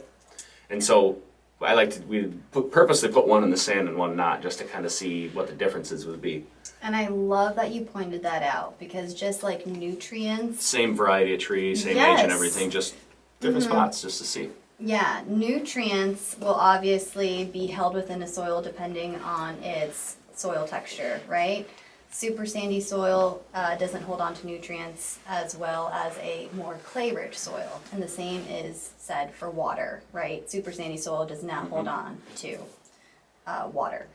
So something important to realize about plants is that they're not just looking at a fertilizer pellet and eating it, right? They can't do that. Yeah. That fertilizer pellet first has to be laid on the ground in preferable placement close to the root zone, irrigated or precipitated in, so solubilized, and then move into the root zone where it can then be taken up by the roots as part of the soil solution.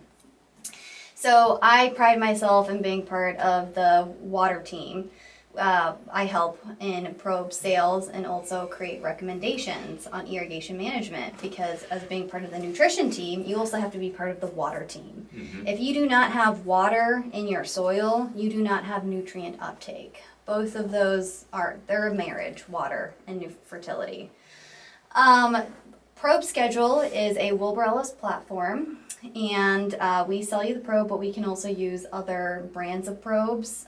It's called brand agnostic. We can plug those brands of probes into our soil platform, and it's pretty unique. These probes go down 36 inches, and we have multiple sensors throughout those 36 inches. And it's a tri-scan, which means it measures for 3 parameters. EC, which is electrical conductivity, which is associated with your fertilizers, right? So all fertilizer is a salt. The definition of a salt is an anion, which is a negative compound, and a cation, which is a positive. So all fertilizer is salt, right? People think about salt, oh, just table salt. I'm like, no. Like, there's a lot of things that are considered salt by definition. And so the more fertilizer you have in your system, the higher your electrical conductivity will be. You guys, they have the salt pools, they conduct electricity, stuff like that. I forget the science involved, but the higher the electrical conductivity, the more salt's in your system. Got it. That was a very long explanation, but since we were kind of dogging on it, I'm like, let's really dive into this. And I wish I had a little bit more of the science literature of like why it is the way it is, but I'm not a dictionary. The other 2 parameters are soil temperature and field capacity. So soil temperature is really important to look at, because in an apple tree, your roots start becoming active once you've hit an average temperature of 45 degrees. So I love telling people to put on your soil fertility about 30 to 40 days before your soil temperature becomes 45 degrees, because that gives the fertilizer on the soil time to solubilize and go into your root zone. And then as soon as your roots become active, it starts growing some fine root hairs, and fine root hairs have a extremely large surface area, right? So they're able to absorb way more nutrients and water than your larger root systems, which have a low surface area, which doesn't always make sense, but if you get into the science behind it, that you'll understand. And field capacity refers to your ability to hold water in a soil. So again, if you have a sandy soil, you have low capacity to hold water. And if you have a heavier soil, so more clay and organic matter, you have the propensity to hold more soil and water and nutrients. So we're going to refer to field capacity as a percentage. If you're at 100% field capacity, you cannot hold a single drop more of water. If a single drop more of water is being added, you're either leaching water through the bottom or you are creating surface runoff. Neither are good, right? You kind of just want to keep that in within the root zone. Yep. Obviously, if we have areas of high precipitation, you can't control that. But here in Michigan, we do have a great environment where we can take advantage of natural precipitation events as well as incorporate irrigation. And I really love to dictate people's irrigation schedules. And by dictate, I shouldn't use that word so aggressively. I give recommendations of like, hey, at this physiological stage, your plant is running really hard, right? Especially during cell division. So cell division happens at pollination. Once pollination happens, you have 30 to 40 days where your apple tree is going through a biological process called cell division. And as the name states, it creates the number of cells in a given apple. So the size of your apple is strongly dictated by the number of cells, but it's also dictated by your crop load management. So making sure that you're taking off some of the fruit so you're not overwhelmed with 1,000 apples on a tree, as well as your irrigation practices. If you have any sort of irrigation stresses during this time, you're going to minimize the number of cells that you can grow or multiply in that apple. And you want an apple with a large amount of cells. One, because as you go through cell expansion, which is the next phase into cell division, you want to make sure that there's enough cells that as they expand, the cells are still going to stay small. And they can do that because there's a lot of them. You want smaller cells because that creates a more dense apple, right? Not only that, it creates apple density, and it also avoids any sort of breaking of the cell. If you have a really dense, small cell wall, it will minimize bitter pitting, which is a huge physiological disorder. Yes. I was trying to figure out how to bring up the Get to it. bitter pit. And so another thing during cell division is that is where your tree is taking up the most calcium. It has such a strong calcium demand because it's creating thousands, billions, millions and billions of cell walls within these apples. And so think of calcium. So calcium makes strong bones in humans. Calcium makes strong cell walls in plants. So we have a huge demand for calcium during this time. And a lot of calcium is primarily coming up through the root systems. So if we have low soil moisture, not only do we have low water, but we also have low nutrient uptake because we're not catering to the demands of that plant by providing it with all of the soil solution, right? And we know we have good fertility practices. We put in a lot of gypsum that we're going to have calcium in our soils for the plant to uptake. Of course, depending on if you have good pH and CEC and stuff like that, but you definitely don't want to stress out your plants. So I use probe schedule and I time it, so the soil probes, and I look at physiological stages. I'm like, hey, you don't want your plant to work hard at all to acquire water or nutrients. So keep your field capacity at like 80 to 85%. Once we get towards cell expansion, you don't have to pamper your plants that hard, right? Their cell wall structures are done. I mean, obviously you still want to try to give them calcium through foliar sprays, but now you're just focusing on steadily increasing that apple size and not exacerbating it with massive amounts of water. You kind of want them to be less pampered. So that's when you try to change up your irrigation practices. So I write out these weekly emails, timing out irrigation with physiological reports, and helping people produce some quality fruit.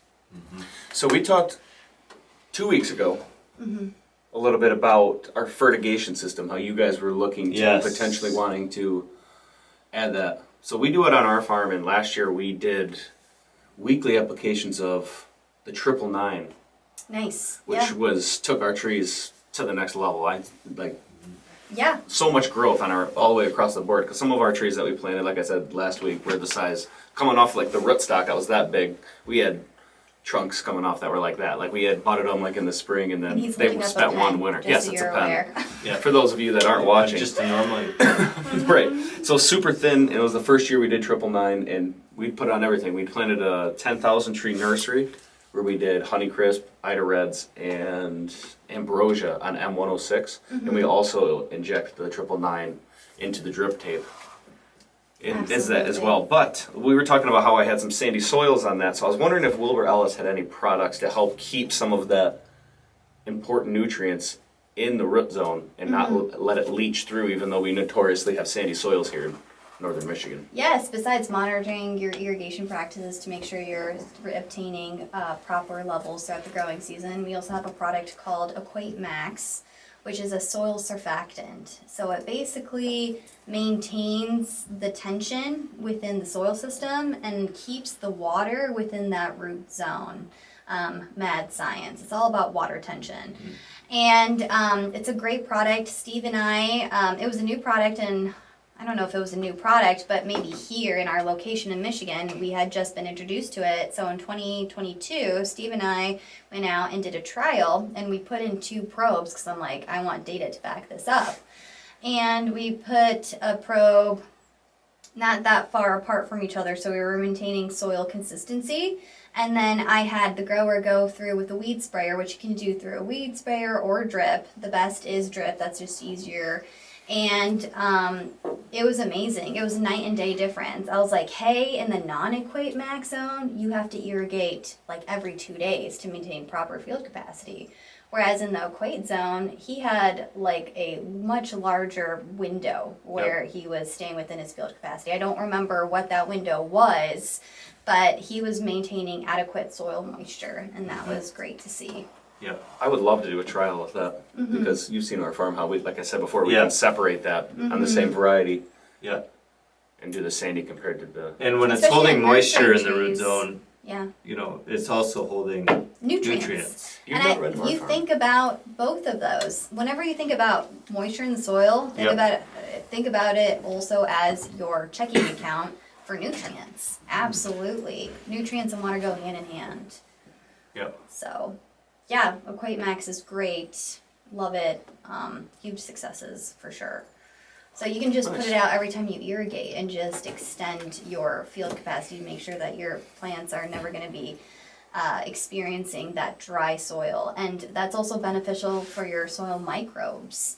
Imagine being a microbe and going from like really wet to really dry, really wet to really dry. Those are extreme conditions for it, which does not lead to microbial happiness. But if you maintain a consistent field capacity, it's like, you know, geared in, it's focused, it's able to do its job and not have to go to those extremes and go from alive to hibernation.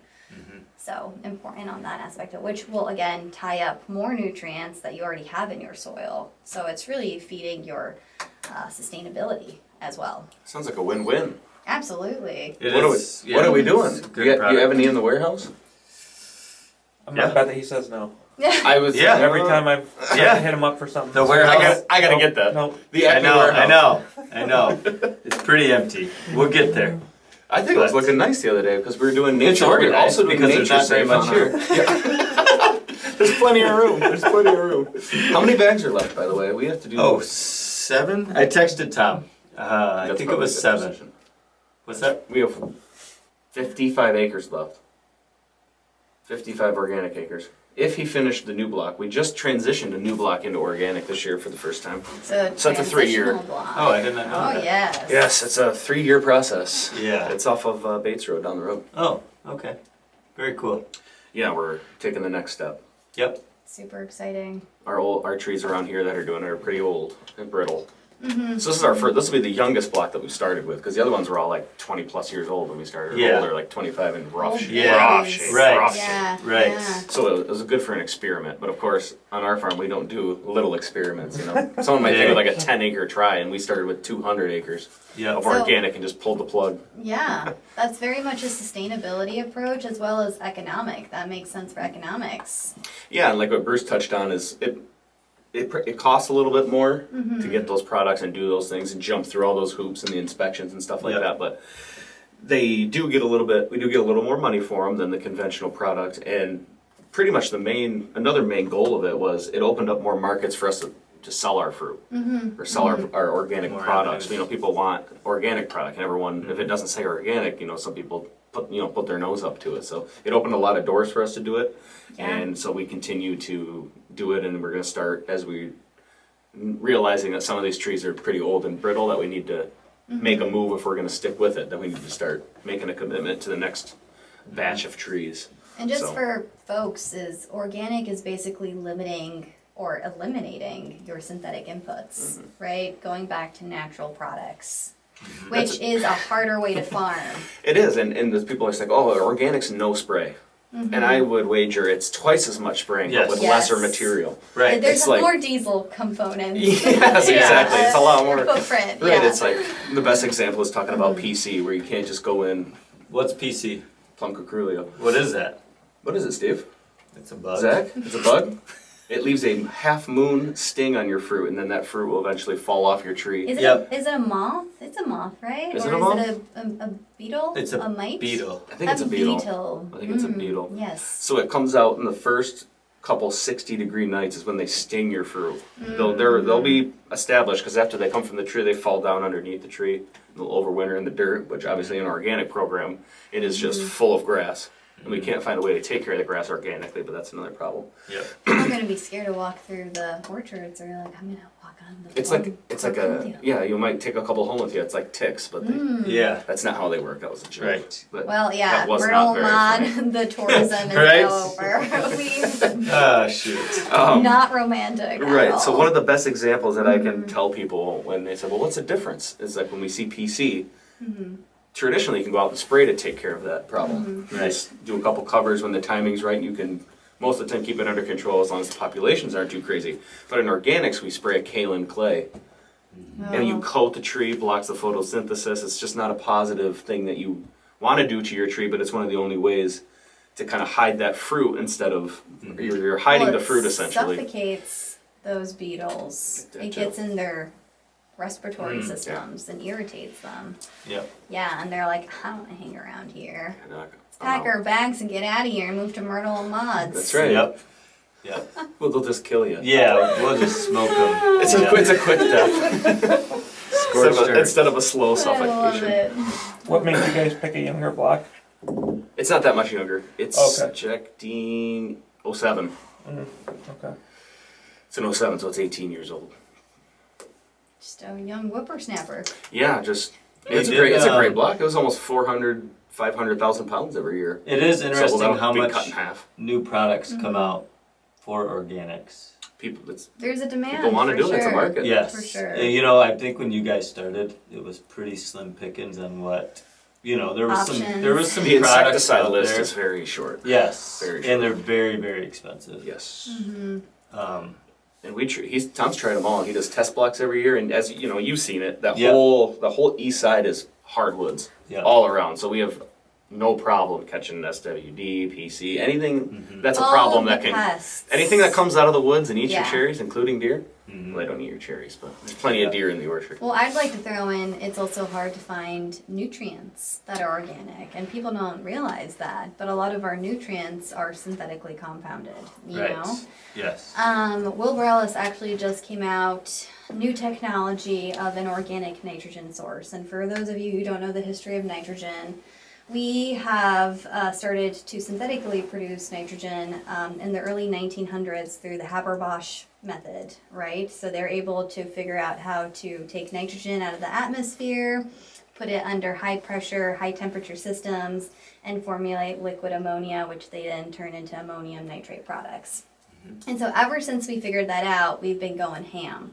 Because the only way to get organic nitrogen historically has been through manures, compost, guano, which is bird poop, and that's where a lot of the early nitrogen came from, was from bird poop, weirdly enough, off the islands of Peru and Argentina. Wow. Yeah, if you guys ever have the chance to read the book The Alchemy of Air by Thomas Hager, that is an excellent read, and it's also kind of the start of BASF, which is a distributor for us. So I read that book in 2 days, and I recommend you guys. But it talks about how synthetic nitrogen. You guys are laughing. It's Here's a book recommendation for your, Monday book club. It's No, just I'm gonna read it. It's an Yeah. inside. Steve has a. Oh, good. I love Inside Steve's. I'm learning Yeah. so much about you, Steve. Since we started synthetically producing nitrogen, that's really been the way that we've gotten nitrogen sources. And you need nitrogen for growing plants. It is one of the primary elements. Just to give you context, nitrogen is the primary component of amino acids. And amino acids form proteins, which are your plant structures. So anything vegetative is coming from a protein. So all of your new growth, everything, leaves, sticks, roots, apples, proteins. And they're also a huge component in amino acids. Yep. So which are I said that. Amino acids are the building block of proteins. But anyway, moving on, I'm kind of degrading. it's hard to find organic nitrogen sources unless you want to go to these organic inputs like I just mentioned, and Wilbur Ellis actually found a way to create an organic nitrogen that is a bioavailable, 100% bioavailable. And when we look at organic sources of nitrogen, they are not 100% bioavailable. They have to go through a microbial process to be converted. There's many different forms of nitrogen, which we will not get into this podcast, but in order for a plant to uptake them, to even look at them and like being like, hey, I'm going to take you up and turn you into a protein, it has to be in the correct form. So organic nitrogens are hard to do that. They have to have the right conditions. Terralux, Benvirio Terralux, which you guys are actually sporting their hats, is 10% nitrogen, 5% ammonium, and 5% nitrate. And the process of how they form it is really cool. It's a covered dairy, so it does come from manure. And when you open up the bottle and smell it, there's a little bit of a cow essence to it, but it's good country smells right there, right? It smells like money. Yep. So they actually sweep up all this manure from this covered dairy. They take off, they digest it, they put it through a spinner, they take off the liquid, and then they have that liquid go through a microbial process, and you get 5% ammonium and 5% nitrate. And just for you guys non-plant people out there, those are bioavailable forms of nitrogen. So this is new technology for the organic world. And we are super excited. You can put it on in the soil, you can apply it foliarly, and you can immediately curb some nitrogen deficiencies that you're having that season. Wow, that sounds like a super great product. Yeah. It is a super great product, and it's gonna kill me that I can't remember the other primary reason or role that nitrogen plays. You know, I can't remember everything. Right. Sometimes half of my brain is rocks. Half of it, actually more than half of it, if we're being honest. It's my primary love.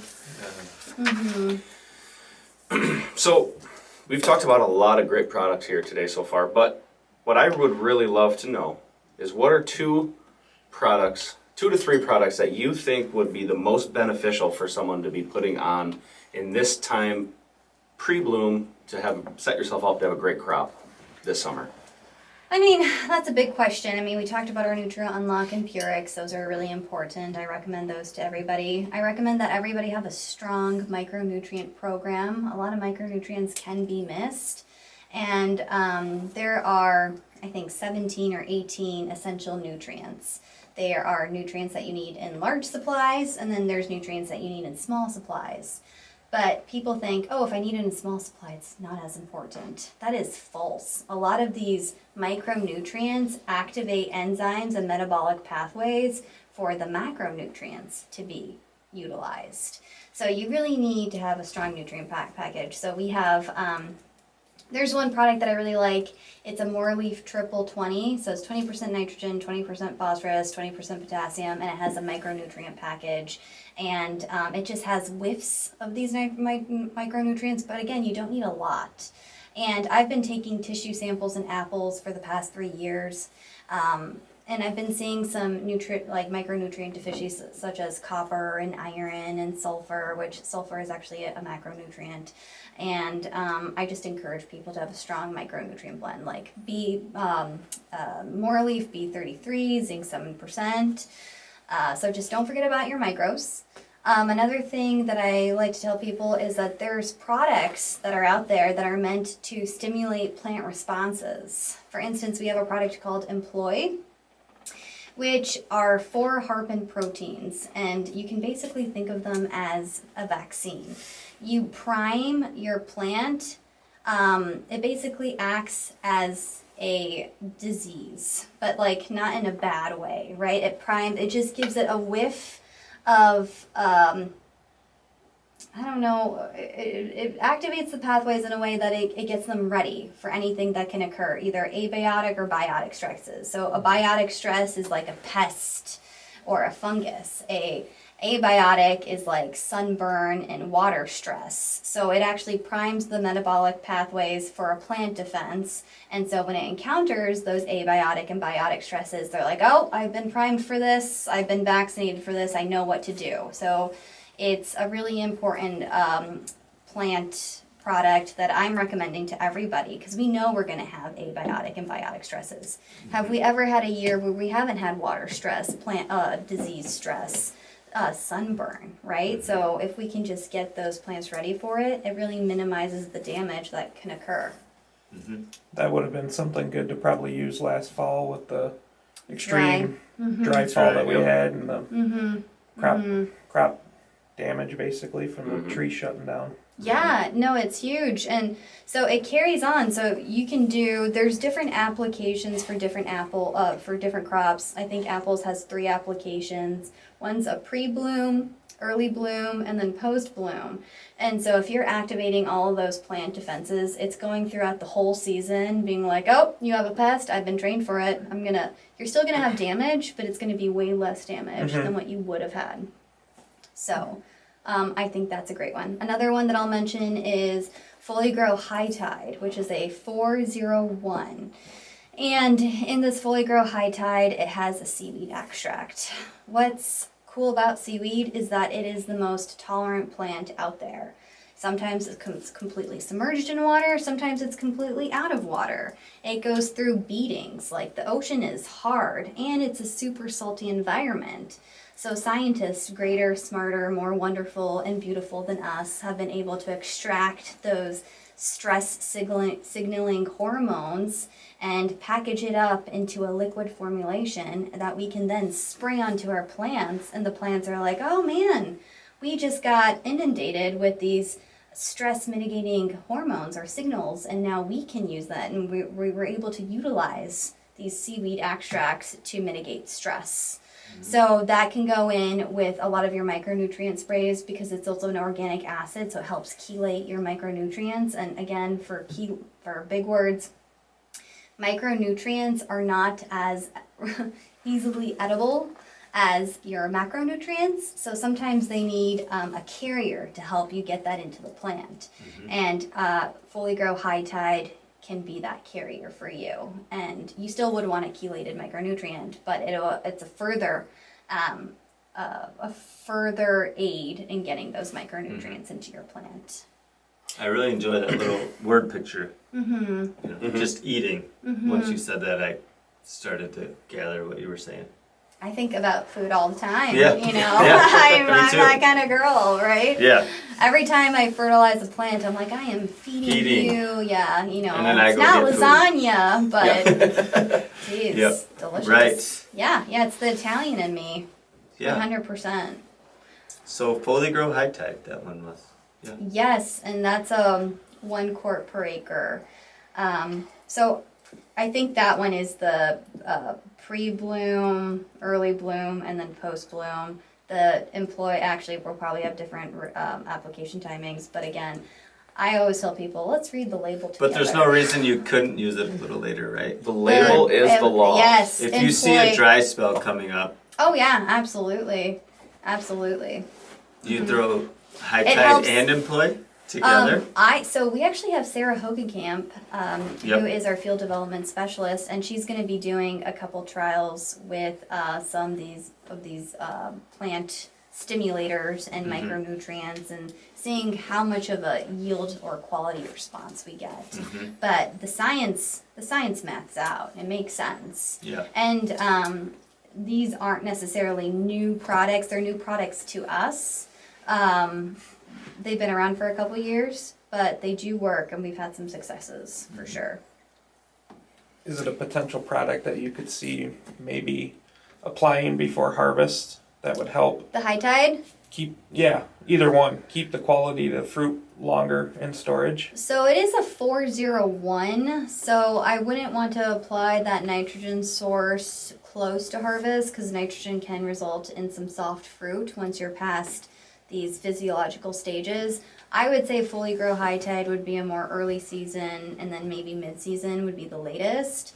Employ actually does go into veraison for grapes, so again, mid-season. There's really, I wouldn't see a reason to go into pre-harvest, but that could always be something that we look into, you know. Because right now our options are what? Retain Retain and Harvesta. So those are, That's yeah. Harvesta stuff. So again, the high tide isn't a hormone together. It's like a signaling. It's not classified as a hormone. So it's just the seaweed extract that the plants respond to. I always say plants respond to plants, right? They see like something that came from the plants and they're able to utilize it, for sure. Do you have much experience with Harvesta? Do I have experience with Because you guys put on a whole show Yep. this fall, and I haven't heard Last any. fall? Yeah, last fall. I brought these.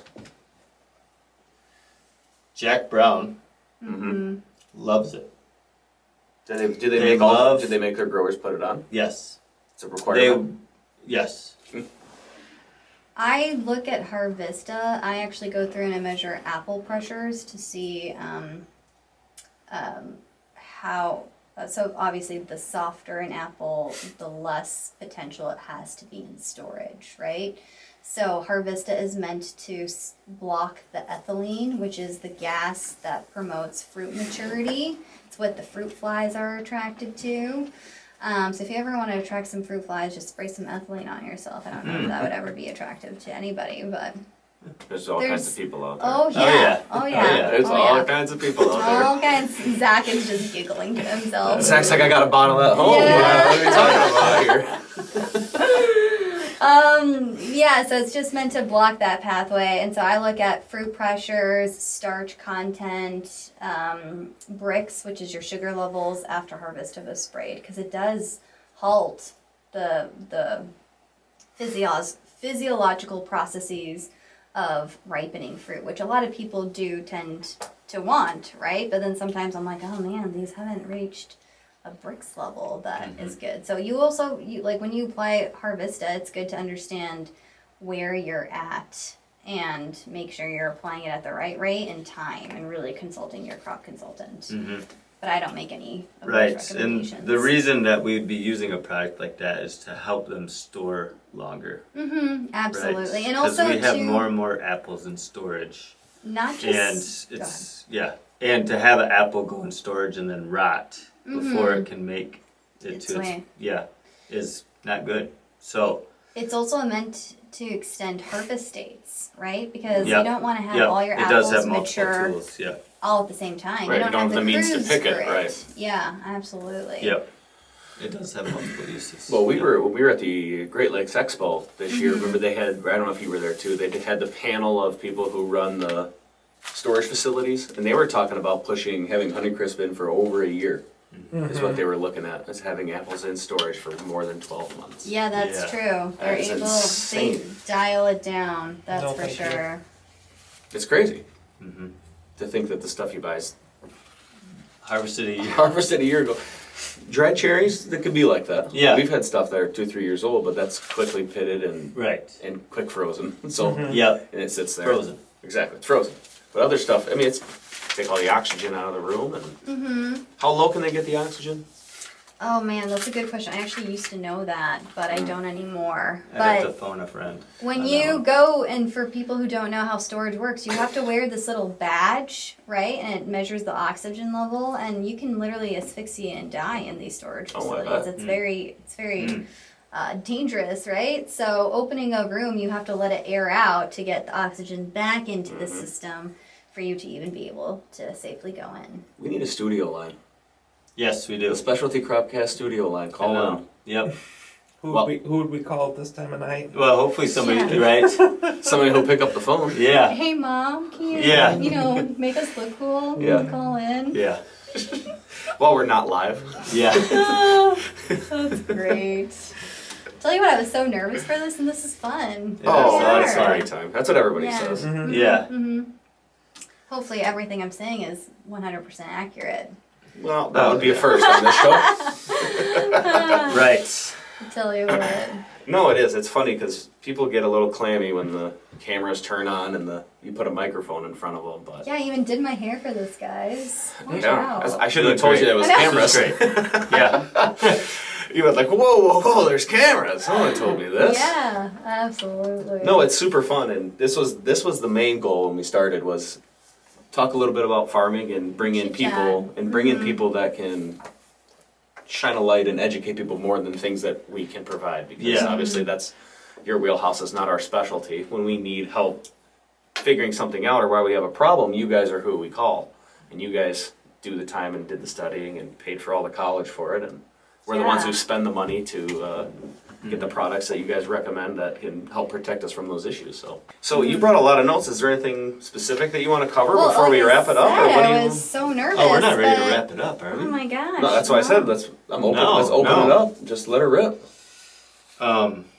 What was I just thinking? Dang. Steve's ready to wrap it up. He's got nothing. You gonna correct me on my employee application timings? 'Cause No. Yes, I there are corrections in that. But again, Okay. I will always Read check your the label. labels. Always read Always your labels. read the Catch me label. when I have my laptop in front of me. You know, absolutely, and not at Yeah, 9:30 p.m. because you got up at 4 o'clock this morning. I Wow. did. I got Start up your with day. the raccoons. So I saw all these raccoons having a party on my porch, and of course I wanted to participate. So I threw out some cat food, and then I was watching them eat cat food on the porch, and then they were begging for more, and I had to be like, "Nope, bar's closed, folks, Cut off. and gotta go to work now." You don't have to So- go home, but you can't stay here. Yeah. Absolutely. So yeah, it's been a long day, but there's really nothing that I like more than talking about earth processes and soil and rocks and fertility management. I've been told that I need to shut up more sometimes, but in this podcast, I'm basically told to not shut up. So this has been. It's a perfect environment Tell for you you. what, yeah, feeling strong. You're not going to talk the whole way home, Yeah. right? No, all burnt out. She says, "No, I'm still going to talk." sleep like a metamorphic rock tonight. I can't wait. I can't A wait. meteor rock. A meteor, meteor rock. Yeah. An electrical charged They were rock. selling. Yes, electrical charge. They were selling some meteorites at the Rock and Mineral Show, but they Wow. are pricier. You know, a little sure. bit more pricier. So I did not put that in my shopping cart, unfortunately. But one day I'll own a meteorite. That'd be cool, and then I'll bring it for show Sweet. and tell while I do a Nice. podcast. Nice. You know, hold it up to the camera. Be an icebreaker. That Yeah, would be awesome. absolutely. Just saying. Hopefully it's not one of those Joe Dirt meteorites. Yeah, Did you have a pet rock? when Has you were a a kid? peanut in it. I have pet rocks right now You as an adult. you glue eyes on them? As a 32-year-old She talks to woman, him. She talks to him. absolutely I do. And there's nothing wrong with that. Do they have Talent. names? So you guys are never gonna invite me back to your podcast. I do not have names for my rocks, but I do have favorites. Absolutely. And they're special. I try not to deface them with googly eyes. I really try to keep them in their natural status. In your house? Oh, so many in my house. Not so out in the many dirt, out of they're the natural house. No, habitat. I have them everywhere. I said dirt. Out in the Oh. soil. Yeah, go. Shoot. You have to go stand outside. Well, guys, it was nice to see everybody. 5 minutes. I'll time you now. Yeah. So Dr. Fredlin, he was a tough guy. He was a tough guy, but it was one of the best classes I ever took. Tell you what, learned a lot from that man. Sounds like he's very influential on your choice of Yeah. career in life. That reminds me, I did catch his oven mitts on fire once. I was putting dirt in the oven. Oh, I said dirt. Oh my gosh, now I got you. Wow. You know what, boys? You hate to see it. Anyway, I was doing things that soil people do and put in some soil in the oven, and the oven got too hot, and I used these oven-proof mitts, and they literally burst into flames. And Wow. Not very oven-proof. Yeah, that was not very, but this was a very hardcore oven. It wasn't your oven that you bake cakes in. Oh, sure. And so I was just like, hey, Dr. Finland, just so you know, if you're missing your oven gloves, that was me, and I'll replace them. He's like, Psh, I get new ones every year. So Well, I wonder what he's up to nowadays. we should call him. But anyway, Live this from the was studio. Yeah. my thought was I'm also like I've always been into the pyro, Steve. Me and you, it's our connection, lighting know. things on fire. Yes. So Tractors, oven mitts. yeah, Right. mitts, everything. I love it. We've come a full circle. Yep. Come full circle. Yeah. What else do you want to ask me, Steve? As a fellow Oh colleague man. in the trenches, just working with these hard growers, very demanding. Well, Just kidding. I really wanted to make a statement on Megan more than anything, in that her wealth of knowledge and having her as a coworker has been amazing. I think growers up in this area are very hungry for information. We're kind of secluded up here. We have some great representatives from a lot of different companies that help out. Mm-hmm. But yeah, Megan has been a huge asset. If you do get a chance to get in front of her, make sure you got some questions lined up. And some rocks. And some rocks. Or she's gonna quiz you. Yeah, yep. I love a good quiz. It's called interactive discussion. That's right. Absolutely. Well, Yeah. thank you for saying that, Steve. Yeah. Can I Yeah. just say, I mean, I'm not supposed to have favorites, but I have the most fun up here with you. One, it's wine country, right? Yep.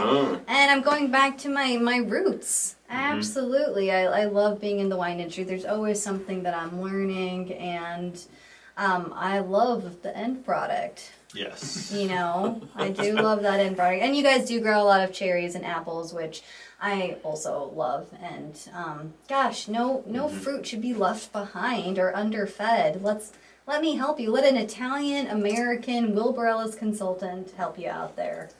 I love it. Very true. No, well, thank you. Zach, any questions about magnesium and chlorophyll production? What are they? Zach, what is the powerhouse of the cell? He has failed. Please do Yeah. not let him leave this The room. powerhouse of the cell? Yes. Yes. It's a good question. I don't know. I think it's the nucleus. It's the mitochondria. Mitochondria is I the won. powerhouse I of the won. cell. I was waiting. Dang I was it. waiting to see if they could do it. The powerhouse of the cell. It's like the only thing I Guys, remember from I'm not biology. even I a thought. I think biologist. like nucleus is like a nuclear That's power the center. plant.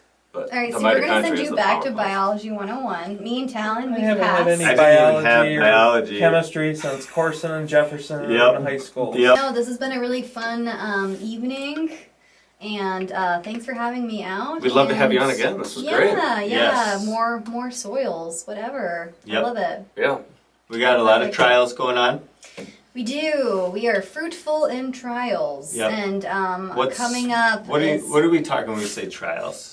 So these are, we apply products, new products or existing products that we've used for a while, and we try different combinations or rates and timings, obviously always following the label, and we're just trying to see what are the advancements that we have made with those products. We always like to practice what we preach, right? If we Yes. are telling you guys to do it, we want to make sure that we're doing it, because all our products have been trialed extensively, but not always do we have regional data. So we want Right. to make sure we have that regional data for you guys to help better suit the needs and not underpromise anything. And The those most- results are always like, I mean, not always, but they get very scientific, right? Oh, You yeah, guys we are looking at a go lot of- hardcore, Yeah. absolutely, and we do replicates. Yeah, we're very detailed. And again, Sarah Hokenkamp, bless Yep. her heart, she's great. Great. The most exciting product that the most exciting product that Sarah's working with this year, which we do have it available, but I think it's really going to take off in 2026, is Benvirio Stimtide, which is a peptide chain. So a peptide chain are amino acids that are stacked together, and when you spray a peptide chain, it's great because it's already coded to plant receptors. When you're just spraying free amino acids, they're not coded to plant receptors, so you're just hoping, you're doing like a shotgun approach. You're hoping that one of those amino acids is going to fit into the proper plant receptor, whereas peptides are like, oh, we're coded for increasing photosynthesis and increasing lateral root growth and increasing nutrient uptake efficiency. So she's going to be trialing out some Stimtide to get some regional data, and boy, oh boy, am I excited for that. And it's organic. It's OMRI certified. Nice. Yeah, so Talon, I'm already going to sell you on this. It's going to be great. Perfect. It's going to change our life. It's going to change our Stimulate lives. the plant. That's right. Let's stimulate the biological pathways, because if you can stimulate the biological pathways, you're only going to increase efficiency, and that's what we're looking for. Have you heard of raising the sugars in a plant so high that it can't be affected by insects or diseases? What was it? No, but Have you that heard that? It doesn't was like you seem- could get sugar up, it's like to 13 or something, and it was like, then the Yeah. plant would be impenetrable of some Is it some so, sort. like, healthy? I've heard it like multiple times, yeah, because you can raise your sugars. I mean, that's a Is number this that you through can't SAP get to. analysis? It probably is. Was probably where I got it from because we do SAP analysis on apples, organic, on multiple spots in our organic farms, and then we do a conventional block to kind of see the difference between the organic and the SAP testing. So, and I love it. the sap testing. It's such a great way to get a little look inside of your. I mean, you get it back in a couple days and you see what you got, and you can make adjustments. I have a love-hate relationship with sap sampling, but I'm happy that you enjoy it. I'm never here to tell people that the way that you're doing something is wrong, unless you're like That's how I'm feeling right now. calling soil dirt. Right. But sap sampling is You're calling very soil dirt. Yeah, that's I'm just like absolutely not on my watch. You after snuck that I've in there. done I didn't hear it till Oh, the yeah. last second. But sap sampling is very much very influenced by the climate, right? And so it's basically measuring the liquid in your phloem and xylem within your plant systems. So there's very strict protocol when it comes to sap sampling. You have to do it in the hours of like We always do it first thing in the morning. first Is that what thing you're in the gonna morning. say? Yes, you have to do it first thing in the morning. You have to get a lot more leaves because you're required to take new leaves Yep. and old leaves to measure plant mobility. And then you're supposed to do it at a higher frequency. So at not Nova crop, New Age, they say 5 times in the year. We do ours every 2 weeks. Oh, that's a starting lot. from when you can get both types of leaves. That's labor intensive. for Yeah, we sure. go out and that's like 5-6 spots. We go fill up Ziploc bags. Then we take all the stems off when we pull them. Can't have the stems on, and then we put them in a fridge until someone comes and gets them, and then they ship them out right away. It's a very labor intensive process, and it's also a costly process. But if that's something that you are creating thresholds for your orchard system and that works for you, that's great. I am a practical lady, right? I like my standard tissue sampling. One, they're more consistent and they maintain thresholds from year to year. And there's low chance of sample degradation, so I don't have to worry about them drying out at all. And it's also, I think, $25 a pop versus however much you're paying for the sap analysis. I don't see the bill.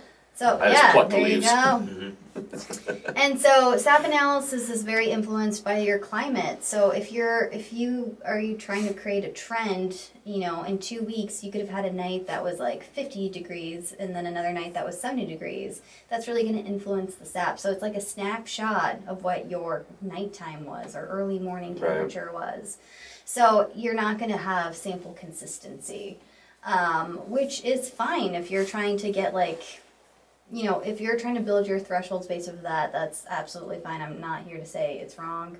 Another thing that I like is that standard tissue samples, they are peer reviewed. It's been done for a while. I can look at thresholds. I know that analytical testing for them is consistent throughout every lab, whereas sap analysis, there's no consistent analytical process for it.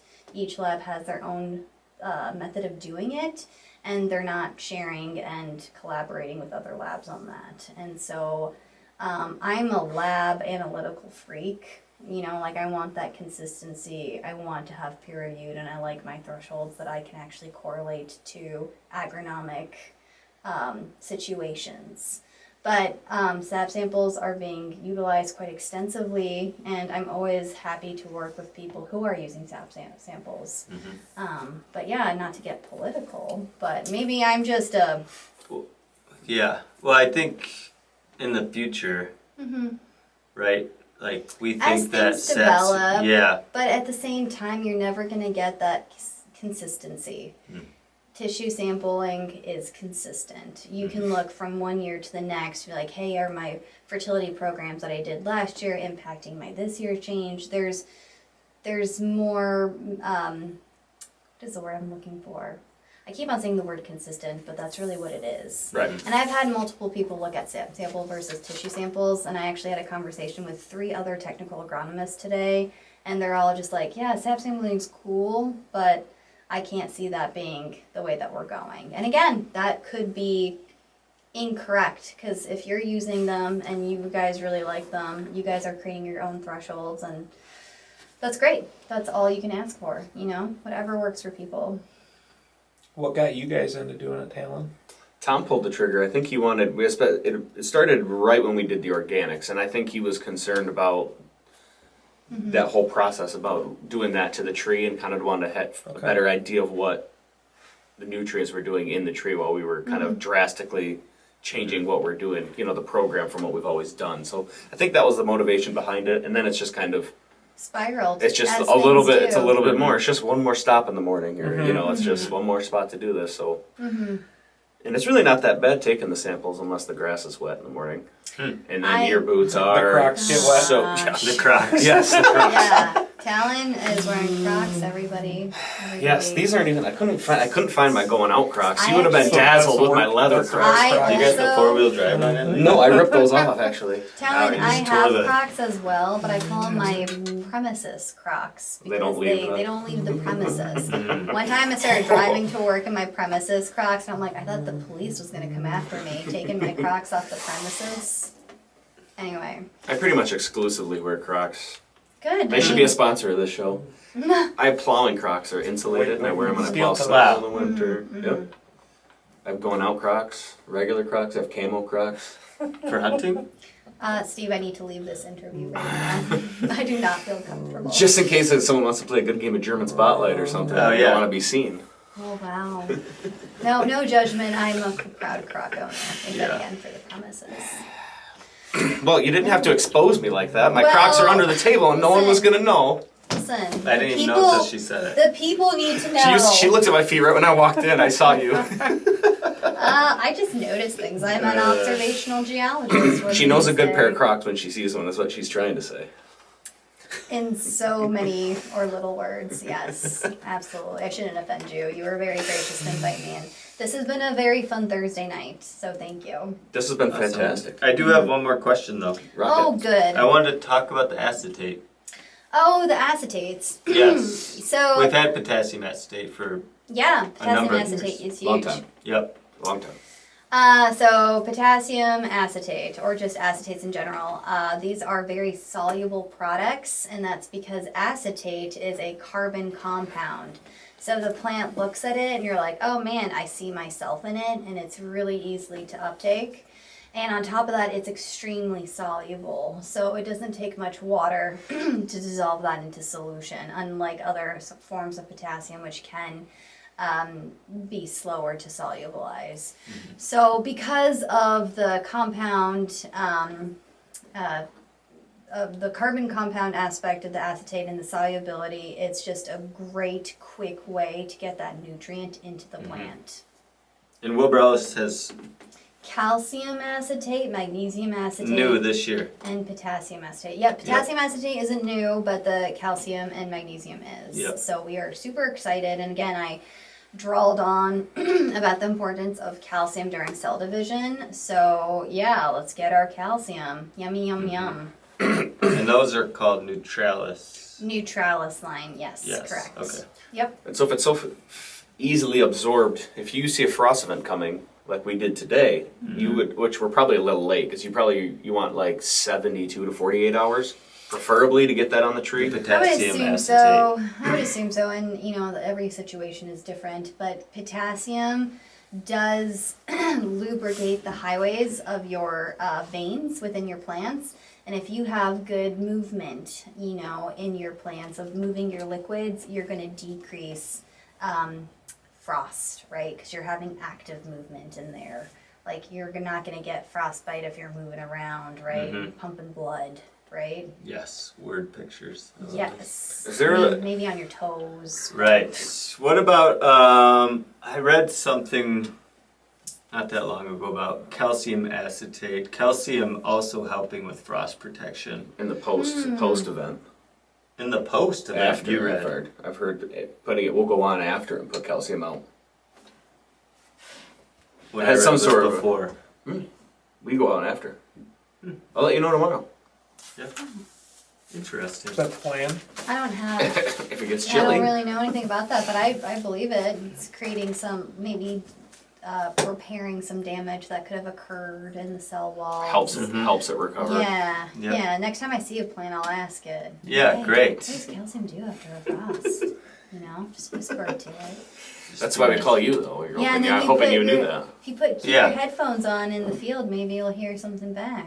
I'll just hand the mic over to the tree. Yeah. Just plug it. You just plug it in. Just drill a little hole.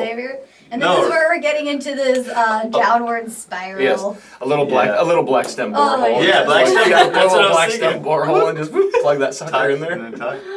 Ah, that's funny. Yeah. we'll Okay. plug it in. Well, yeah. That's all I got, That's Megan. a great I question. thought This has you been did great. This has been Yes, fantastic. Thank you so much. Thank you for having me, and I can't wait to go lay in bed and Yeah. just think about this wonderful podcast. So Awesome. This has been great. I'm gonna go home and think about getting up in a couple hours and starting some frost fans. I It's know. gonna be great. It's gonna be Chinooks. frosty tonight. Get this, just my one Chinook that I'm responsible for. That's over by Barker Creek Nursery. Way Well, far don't away. mess it up. Don't No, mess it as up. long as it turns on, I'll be okay. Oh, excellent. I'll be okay. Well, thank you, gentlemen. Thank It's you. been an absolute pleasure, and till next time. If you invite me back, I know, maybe I won't get an invite. Who knows? I talked a lot about rocks. No, this was great. It's an This is open We like you on Yeah. every week.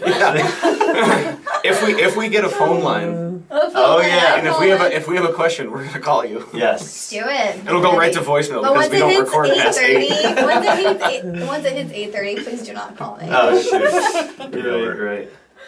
Yes. Thank you. So this has been great. You guys, this podcast is available everywhere you get podcasts, except for Android. Google Play. We don't do Play. Google Play. And the video version's available on YouTube and on Poems and Stones. So thanks everybody, Zach, Steve, Megan. Talent. Thank you. This has been episode 5 of the Specialty Zach. Cropcast. On Poems and Stones.